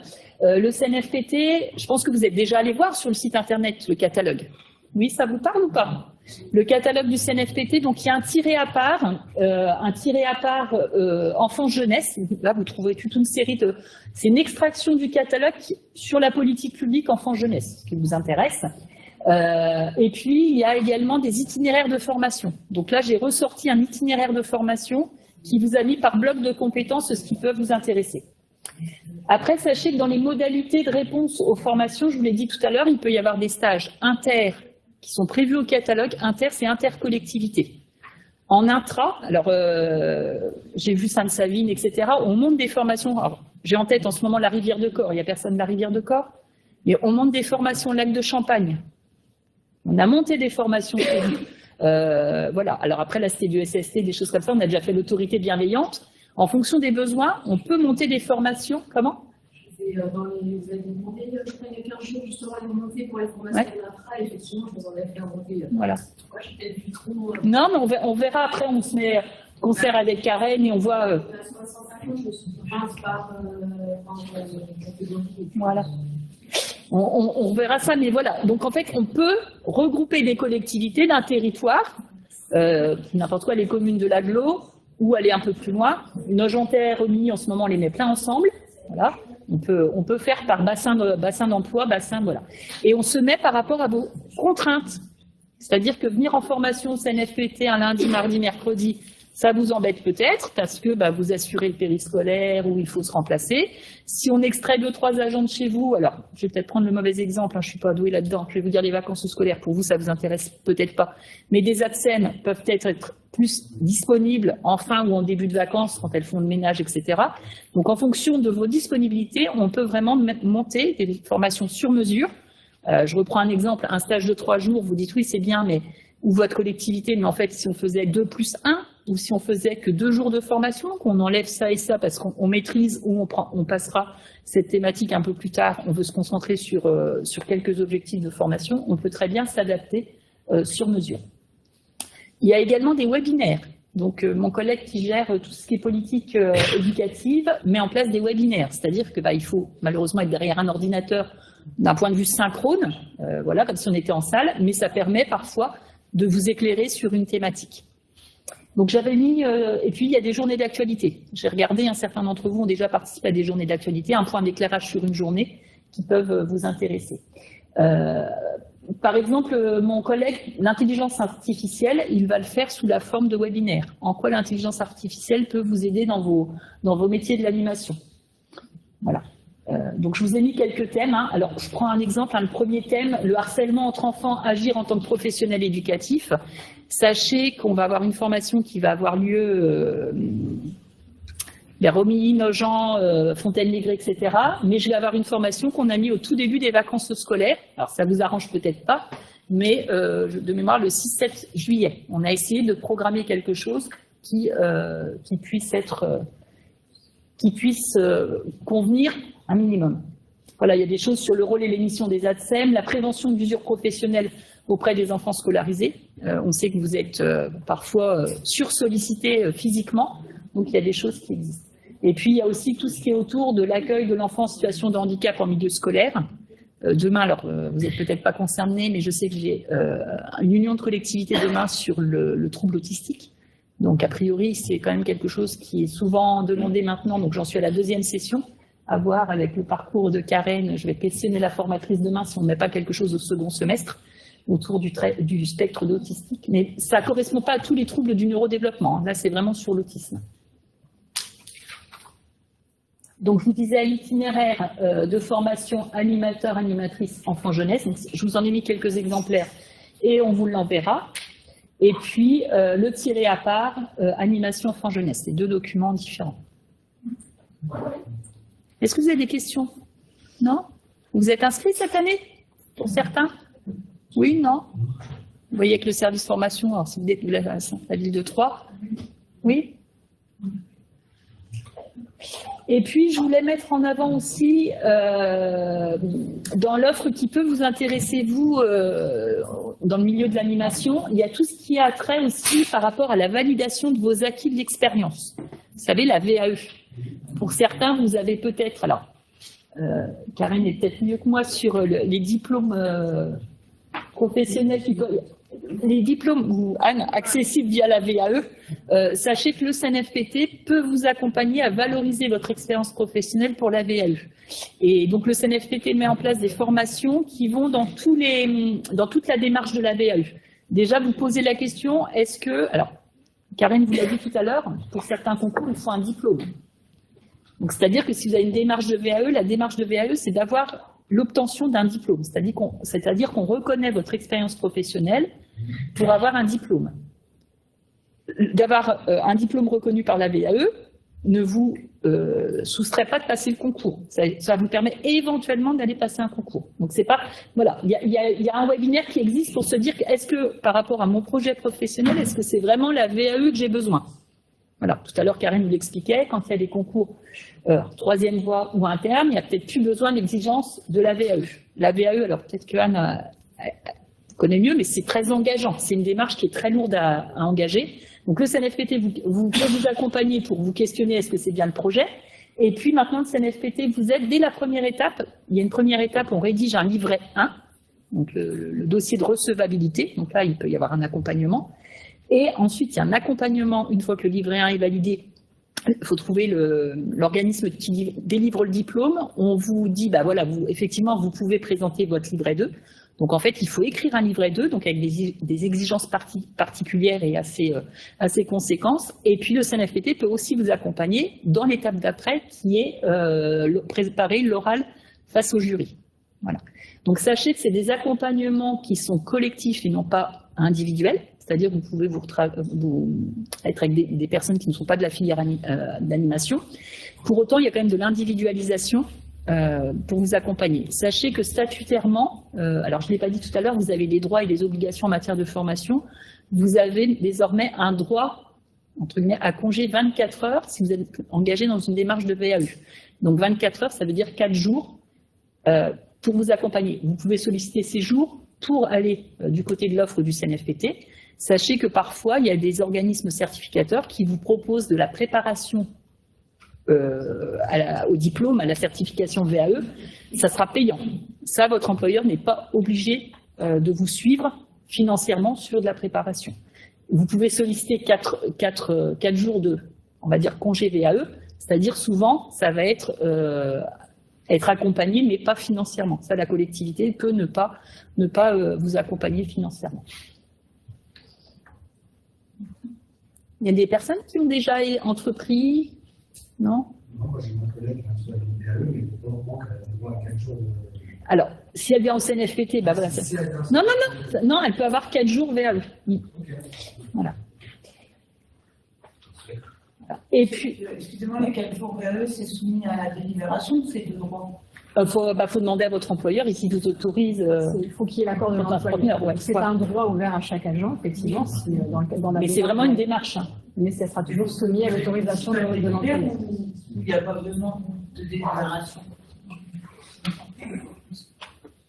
Je pense que si, il devrait y avoir un règlement de formation dans votre collectivité qui, Vraiment, oui, ça doit apparaître dans le règlement de formation. au même titre que le CPF, au même titre que... Voilà.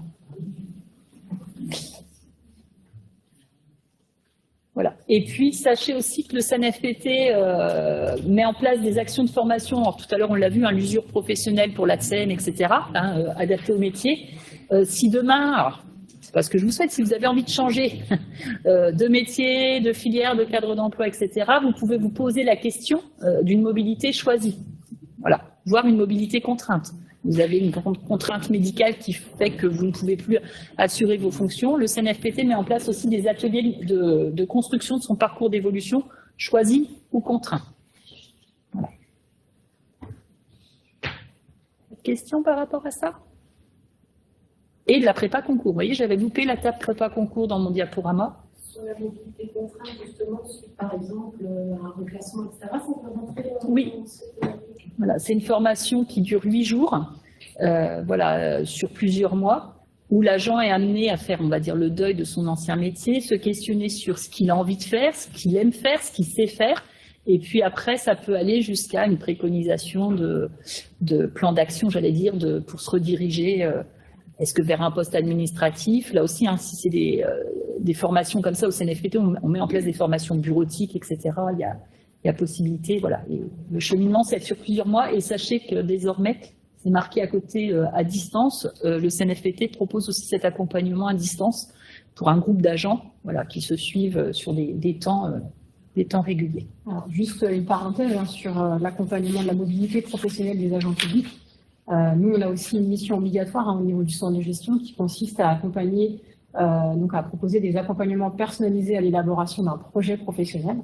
Donc c'est une mission qui est prévue au niveau du centre de gestion. Donc on a 2 conseillers en évolution professionnelle qui sont certifiés, dont moi-même, et on fait de l'accompagnement donc là individualisé pour accompagner un agent, soit effectivement en mobilité choisie ou subie, ou en tout cas en anticipation d'une usure professionnelle avérée, de pouvoir effectivement l'accompagner. Donc c'est l'équivalent d'un bilan de compétences qu'on ne peut pas nommer comme tel parce qu'on n'est pas agréé bilan de compétences, mais on a été certifié sur la même procédure. Donc au niveau du centre de gestion, on a aussi cette possibilité-là. Et donc on a une rubrique sur notre site cdg10.fr. Quand vous allez dans emploi, concours, formation, il y a une rubrique qui s'appelle l'évolution professionnelle, où vous retrouvez tous les éléments sur l'accompagnement qu'on propose, à la fois individualisé ou collectif, parce qu'on fait aussi des ateliers à la mobilité pour vous aider à décrypter une offre d'emploi, faire le point sur votre CV, vos lettres de motivation, et aussi à se préparer à un entretien de recrutement. Et puis, il y a quelques années, on avait mis en place, avec le centre de gestion, et puis notamment le département de l'Aube, la ville de Troyes, et puis quelques communes de l'agglomération, un parcours PPR pour des agents qui étaient en situation de préalable au reclassement, ou on sentait une usure professionnelle qui allait se présenter. On a formé un petit groupe d'agents. Alors, ils étaient d'horizons complètement différents. On avait un agent de manutention, on avait une cantinière, on avait des agents cuisiniers dans les collèges. On avait différents profils qui ont été, on va dire, tendus vers un métier agent administratif polyvalent. Donc, ce que je disais tout à l'heure, il y a eu un premier temps de deuil, de prise de confiance, parce que des personnes qui ont fait leur métier pendant un certain nombre d'années se rendent compte qu'ils ne vont plus pouvoir le faire. Ils ont eu des précisions aussi. Alors, je vous écoutais tout à l'heure. Aujourd'hui, elles sont dans leur collectivité, mais vous savez que si vous êtes dans la fonction publique et que vous êtes statutaire, vous pouvez changer de collectivité. À votre question tout à l'heure, j'ai le concours, mais on ne me nomme pas.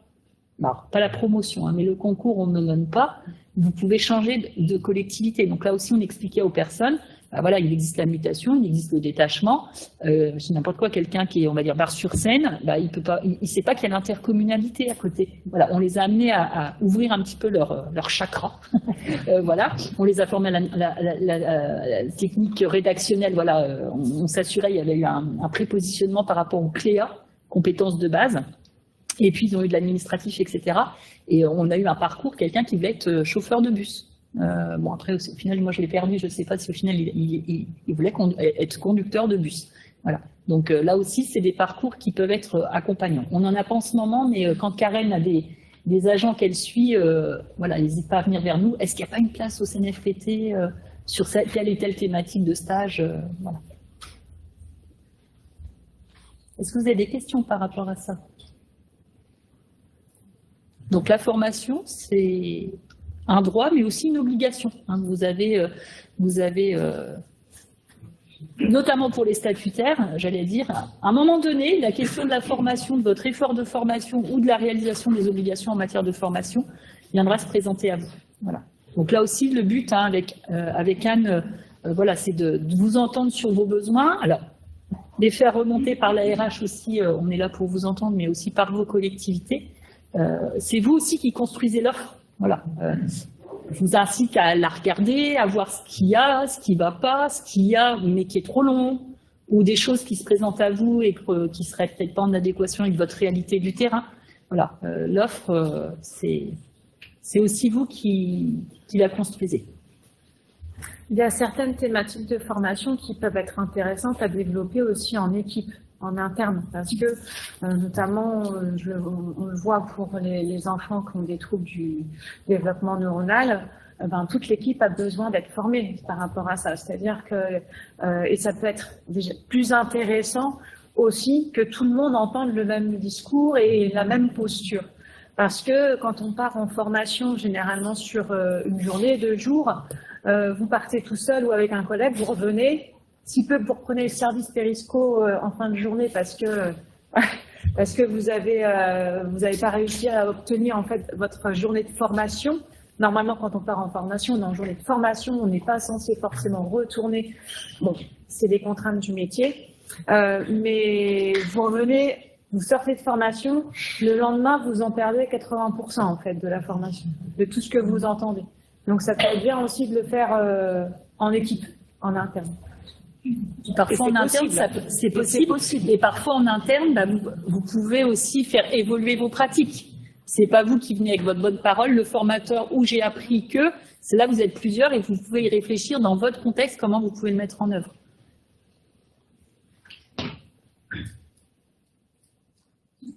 Après, vous allez dire, je crois qu'il y a des petites collectivités autour de la salle. Quand on est une petite collectivité, mais on peut s'unir avec d'autres à côté. Et les idées des unes et des autres peuvent être aussi intéressantes.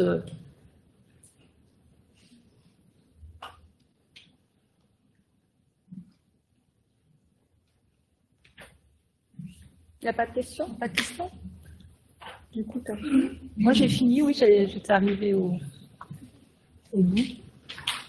Peut-être répondre aux questions aussi que j'avais transmises par mail. Aurélien, tu as en mémoire les questions que je t'avais transmises Il y en a une, moi je l'ai en mémoire, c'est est-ce que le CNFPT peut prendre en charge en fait la formation du BPGEPS? Non, alors oui, le CNFPT, on ne prend pas en charge les formations certifiantes, on ne délivre pas de formation certifiante et on ne les finance pas. Voilà, on ne finance pas de formation que vous pourriez suivre par ailleurs et qui serait payante. Voilà, on certifie. Dans votre domaine, il n'y a pas de certification dans la filière animation. Il y en a très très peu au CNFPT, mais on ne prend pas en charge une formation qui serait suivie par ailleurs. Il y avait une question, Madame Payet, que vous m'avez transmise.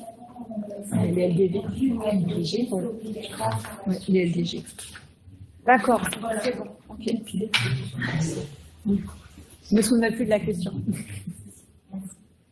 Alors, on avait aussi reçu une question, comment le RIFSEP permet de valoriser l'évolution des responsabilités? C'est deux choses. Je l'ai dit tout à l'heure que lorsque vous avez votre échelon, vous avez un indice majoré. L'indice majoré pour la valeur du point dans la fonction publique, ça donne du traitement indiciaire. C'est le minimum de ce que vous devez percevoir. Après, la collectivité, elle peut mettre en place, elle peut mettre en place ce qu'on appelle le RIFSEP, c'est le régime indemnitaire. Donc, ça va compléter votre traitement indiciaire. Donc, si je regarde la rémunération d'un agent public, elle est en 2 parties. Traitement indiciaire qu'on avait évoqué, et, c'est normal, régime indemnitaire. Alors, vous ne répétez pas, mais c'est la part négociable. le régime indemnitaire, c'est ce qu'on appelle, on prend des notes. C'est ce qu'on appelle effectivement le RIF7. Régime indemnitaire des fonctions, suggestions, expérience professionnelle. Expertise et expérience professionnelle. Voilà.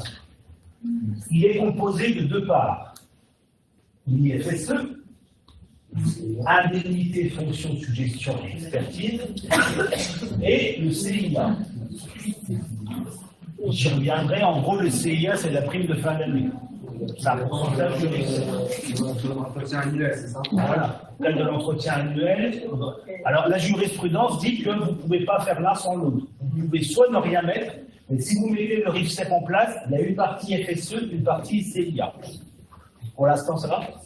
L'IFSE, le RIF7, le cadre général est fixé par délibération, avec avis préalable du CST. C'est-à-dire que le RIF7, comme c'est le régime indemnitaire, il y a un impact financier pour la commune ou la collectivité. Est-ce que la collectivité dispose des ressources financières nécessaires pour octroyer à ses agents un complément de rémunération? Donc ça, c'est le principe de libre administration des collectivités qui peuvent mettre en place le RIF7. Comment ça se passe quand ils mettent en place le RIF7, notamment sur notre fiche cadre d'emploi? La collectivité va mettre en place des groupes de fonctions. C'est-à-dire que là, on ne va pas être véritablement sur le cadre d'emploi, mais sur les fonctions exercées au sein de la collectivité. Alors qu'ils doivent correspondre au cadre d'emploi, comme on a vu. Mais on va avoir différents types de fonctions en fonction de la hiérarchie. Est-ce que la personne, elle encadre, elle n'encadre pas, dans quel service, etc. On va faire des groupes de fonctions homogènes. Donc on va avoir le groupe G1, G2, G3 par exemple. Et l'organe délibérant, donc le conseil municipal, va mettre un mini et un maxi. Donc l'agent qui va être classé en groupe G2 par rapport à ses fonctions va bénéficier d'une IFSE qui va être compris entre un minimum fixé par la délibération et un maximum, sachant que le maximum ne peut pas dépasser les plafonds de l'État. Si je résume en catégorie C, le plafond doit être à 11 000 € par an, et sur les catégories B, c'est 17 000 € par an, tout comme ça. Le mini peut être à 0, c'est pas interdit, c'est pas très attractif, mais c'est pas interdit.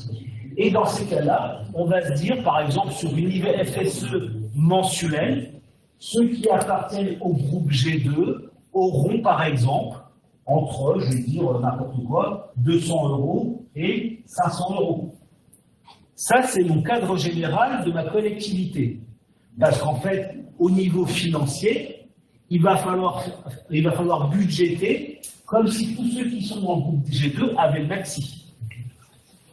Et ensuite, par arrêté, c'est l'autorité territoriale, donc le maire ou le président, qui va fixer l'IFSE entre le mini et le maxi. Donc pour l'agent, bien évidemment, dans le cadre de cette part modulable, il appartient à quel groupe? Donc on a souvent des contentieux en disant, parce que forcément j'ai un par exemple qui va être un mini par exemple entre 400 et par exemple un maxi à 700. Donc il va dire non mais attendez, par rapport à ce que vous avez défini, je ne suis pas en G2 mais je suis en G1. Donc ça arrive souvent qu'on ait des contentieux là-dessus. Comment savoir de quel groupe on dépend justement? Alors justement, vous l'avez par arrêté. Quand vous avez un arrêté d'attribution de l'IFSE. Sinon, le comptable public ne pourra même pas vous verser cette partie d'IFSE. Donc, c'est dans les arrêtés? Oui, dans votre arrêté, vous avez votre groupe de fonctions.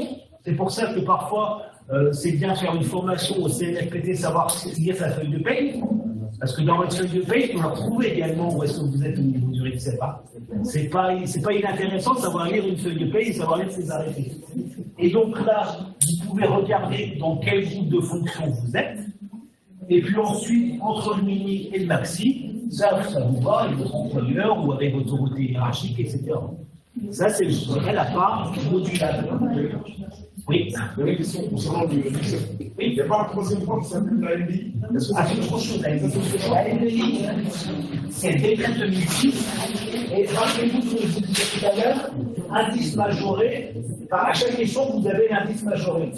La NDI, c'est la nouvelle bonification indiciaire. On va vous donner des points en plus en fonction d'un certain nombre de fonctions qui sont listées dans le décret 2006.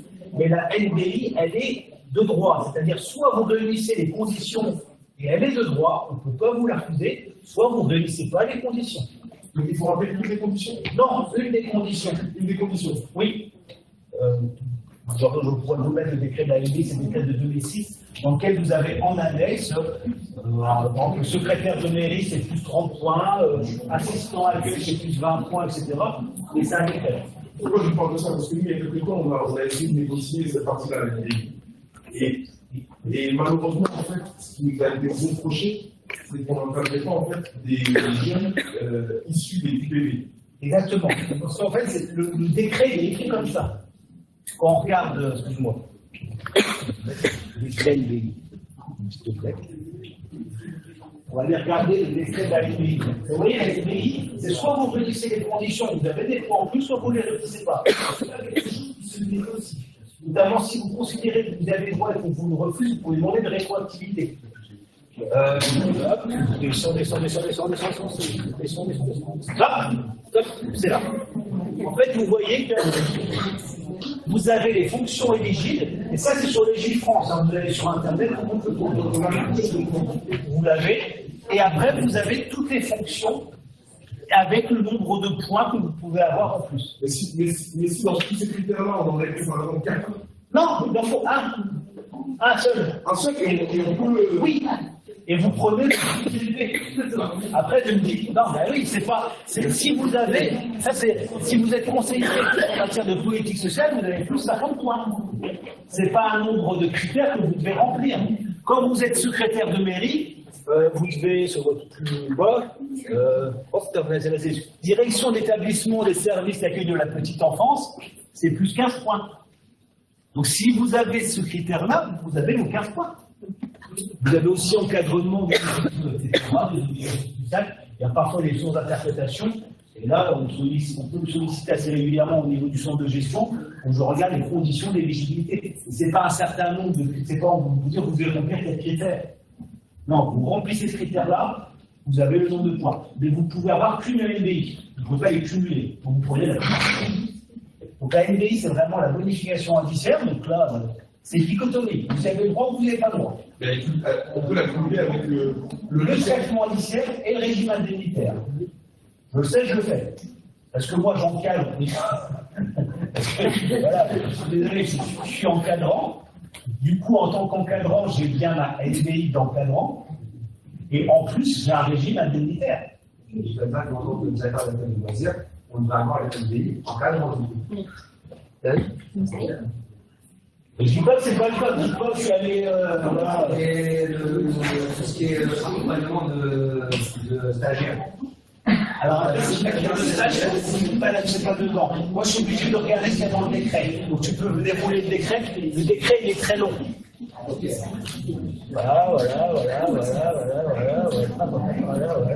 Voilà.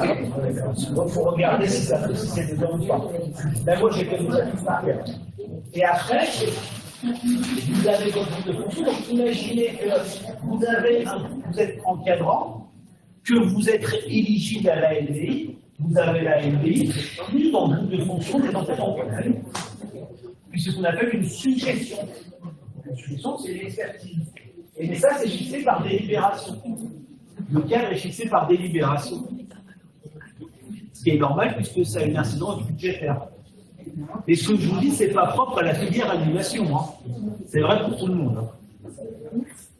Voilà comment est composé l'agent public. Et si vous êtes contractuel, on va faire référence aux mêmes choses. Donc, voilà. D'autres questions? Bon?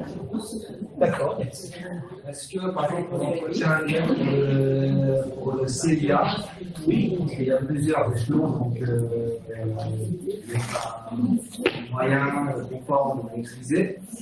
Est-ce que la collectivité peut nous imposer le fait de ne pas mettre des agents maîtrisés? Sinon, on ne fait pas. Mais C'est comme si vous me disiez de 0 à 20, mais le 20 n'existe pas. Ben, c'est parfait, c'est là. Voilà. Et après, le CIA, c'est beaucoup plus discrétionnaire, c'est vraiment en fonction de la valeur de l'agent liée à son entretien professionnel. On a souvent des contentieux par rapport à ça.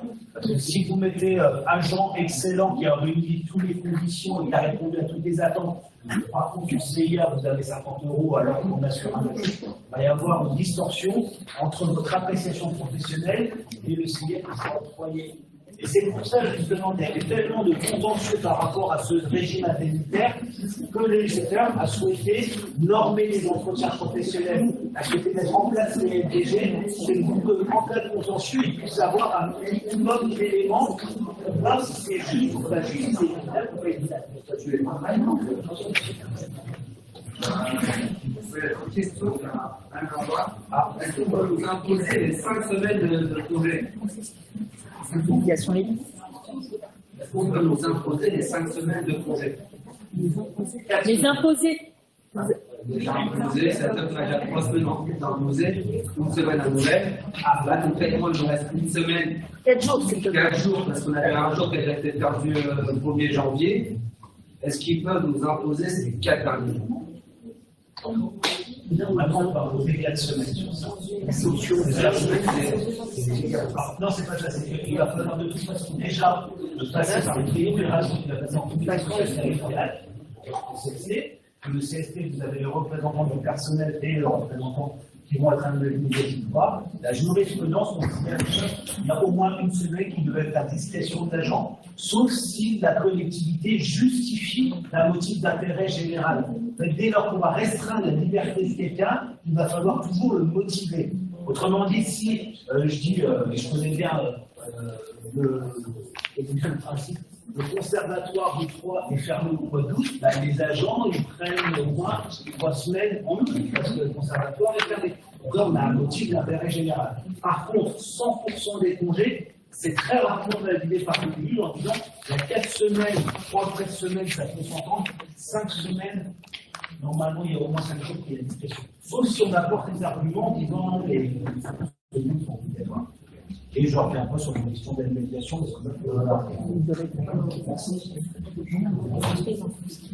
concernant le RICEL qui soit attribué, négocié, ou peu importe, une fois qu'on l'a, oui, qui peut nous le retirer? Non.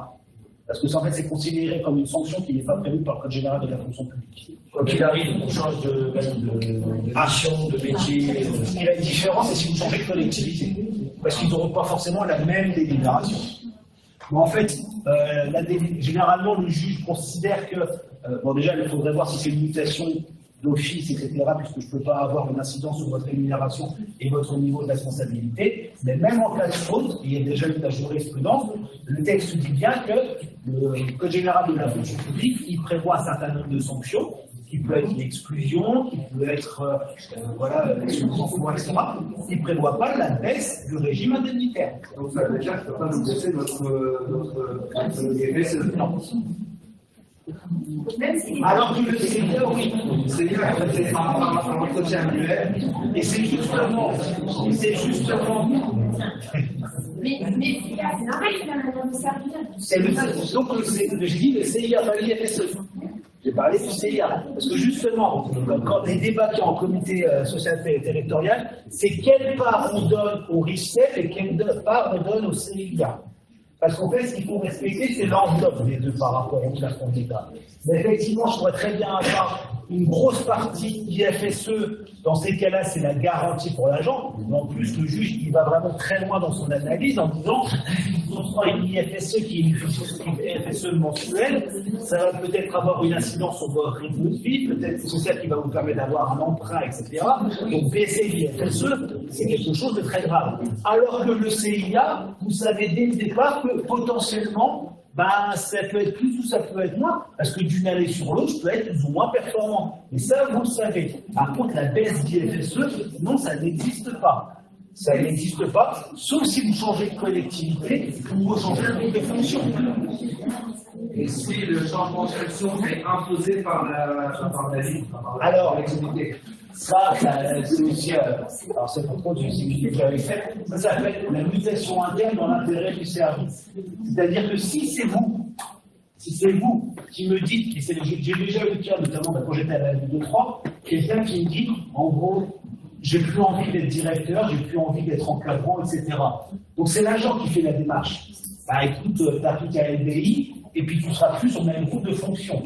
Donc dans ces cas-là, voilà. Par contre, le fait de l'imposer à un agent, il faut faire très attention parce que les mutations peuvent être requalifiées en sanction déguisée. Puisqu'une mutation interne ne peut être imposée que s'il n'y a pas une modification qu'on appelle les clauses substantielles de contrat de travail. Alors, contrat de travail au sens du code civil, c'est-à-dire que ça s'applique également aux fonctionnaires. Les modifications substantielles du contrat de travail, c'est le lieu, le temps, la rémunération, le niveau de responsabilité. C'est-à-dire que puisque vous êtes titulaire de votre grade et pas de vos fonctions, je peux vous muter. Par contre, il va falloir que je fasse attention au lieu géographique. Alors, bon, il n'y en a pas ici, mais quand vous travaillez dans un collège ou un département, si on vous dit que vous étiez au nord de l'Aube, à Nogent, puis finalement vous allez à la Bar-sur-Aube, non, en fait, c'est pas tout à fait ça. Le niveau de rémunération pour les éléments, le temps de travail également. Hein, vous avez postulé à un emploi parce que c'était de 9h à 18h. Et maintenant que vous êtes dans votre emploi, non, on va changer, tu vas travailler samedi matin, et puis le soir, ce sera plus tard. Ah non, en fait, c'est pas tout ça que j'ai postulé. Donc il y a une modification des éléments substantiels du contrat de travail, et le niveau de régime indemnitaire, c'est la même chose. Question. On est d'accord que le RICET, c'est pas une obligation. Non. Et étant donné qu'on est en période électorale, oui. Est-ce que s'il y a un changement de maire, n'importe la commune, il ne peut pas le retirer, il faut simplement l'instituer. Puisque justement, là, on va revenir sur les modifications substantielles des contrats de travail des agents publics. Mais je sais que dans certaines collectivités, ils n'ont toujours pas institué. C'est pour ça que les textes qui sont. En fait, il y a une contestation. Pour l'instant, en fait, il y a une contestation, mais uniquement de la jurisprudence, pas sur les textes en tant que tels. C'est-à-dire qu'une collectivité qui ne met pas en place le RICET, c'est qu'elle considère qu'il n'y a aucun agent qui exerce une fonction. Bon, on a des collectivités sans agent aussi maintenant, mais c'est un peu particulier. C'est mis à disposition des choses comme ça. Mais voilà, après, sur la bon, là, on dépasse un petit peu. Hein. Allez-y, profitez-en. Non, c'est bon. Comment? L'étude de visibilité, apparemment, ça devient vraiment assez fréquent de demander quand on a quelques soucis dans les structures. Non, oui, allez-y. Et comment ça peut se... Alors, ce que vous appelez la pénibilité, ça s'appelle une suggestion. D'accord. Et la suggestion est prise en place. Voilà, donc vous pouvez incorporer la pénibilité dans les groupes de fonctions que vous allez instituer. Par contre, il n'y a pas d'autre crime, parce que ce qu'on appelle les ultra-légaux, ça n'existe plus. Comme les avantages collectivement acquis, il faut faire attention à ça. Et là-dessus, je peux très bien avoir un groupe de fonctions avec un certain nombre de pénibilité dans lequel je vais augmenter mon régime indemnitaire par rapport à quelqu'un qui n'aura pas les mêmes types de pénibilité. D'où l'importance, et ça on le répète à chaque fois, des LDG et le RICET. Ah oui, quand je l'ai dit, moi, si un agent arrive dans une collectivité, la première des choses qu'il demande, c'est la délibération sur le RICET, la délibération sur les LDG. Quand on sait que ça existe.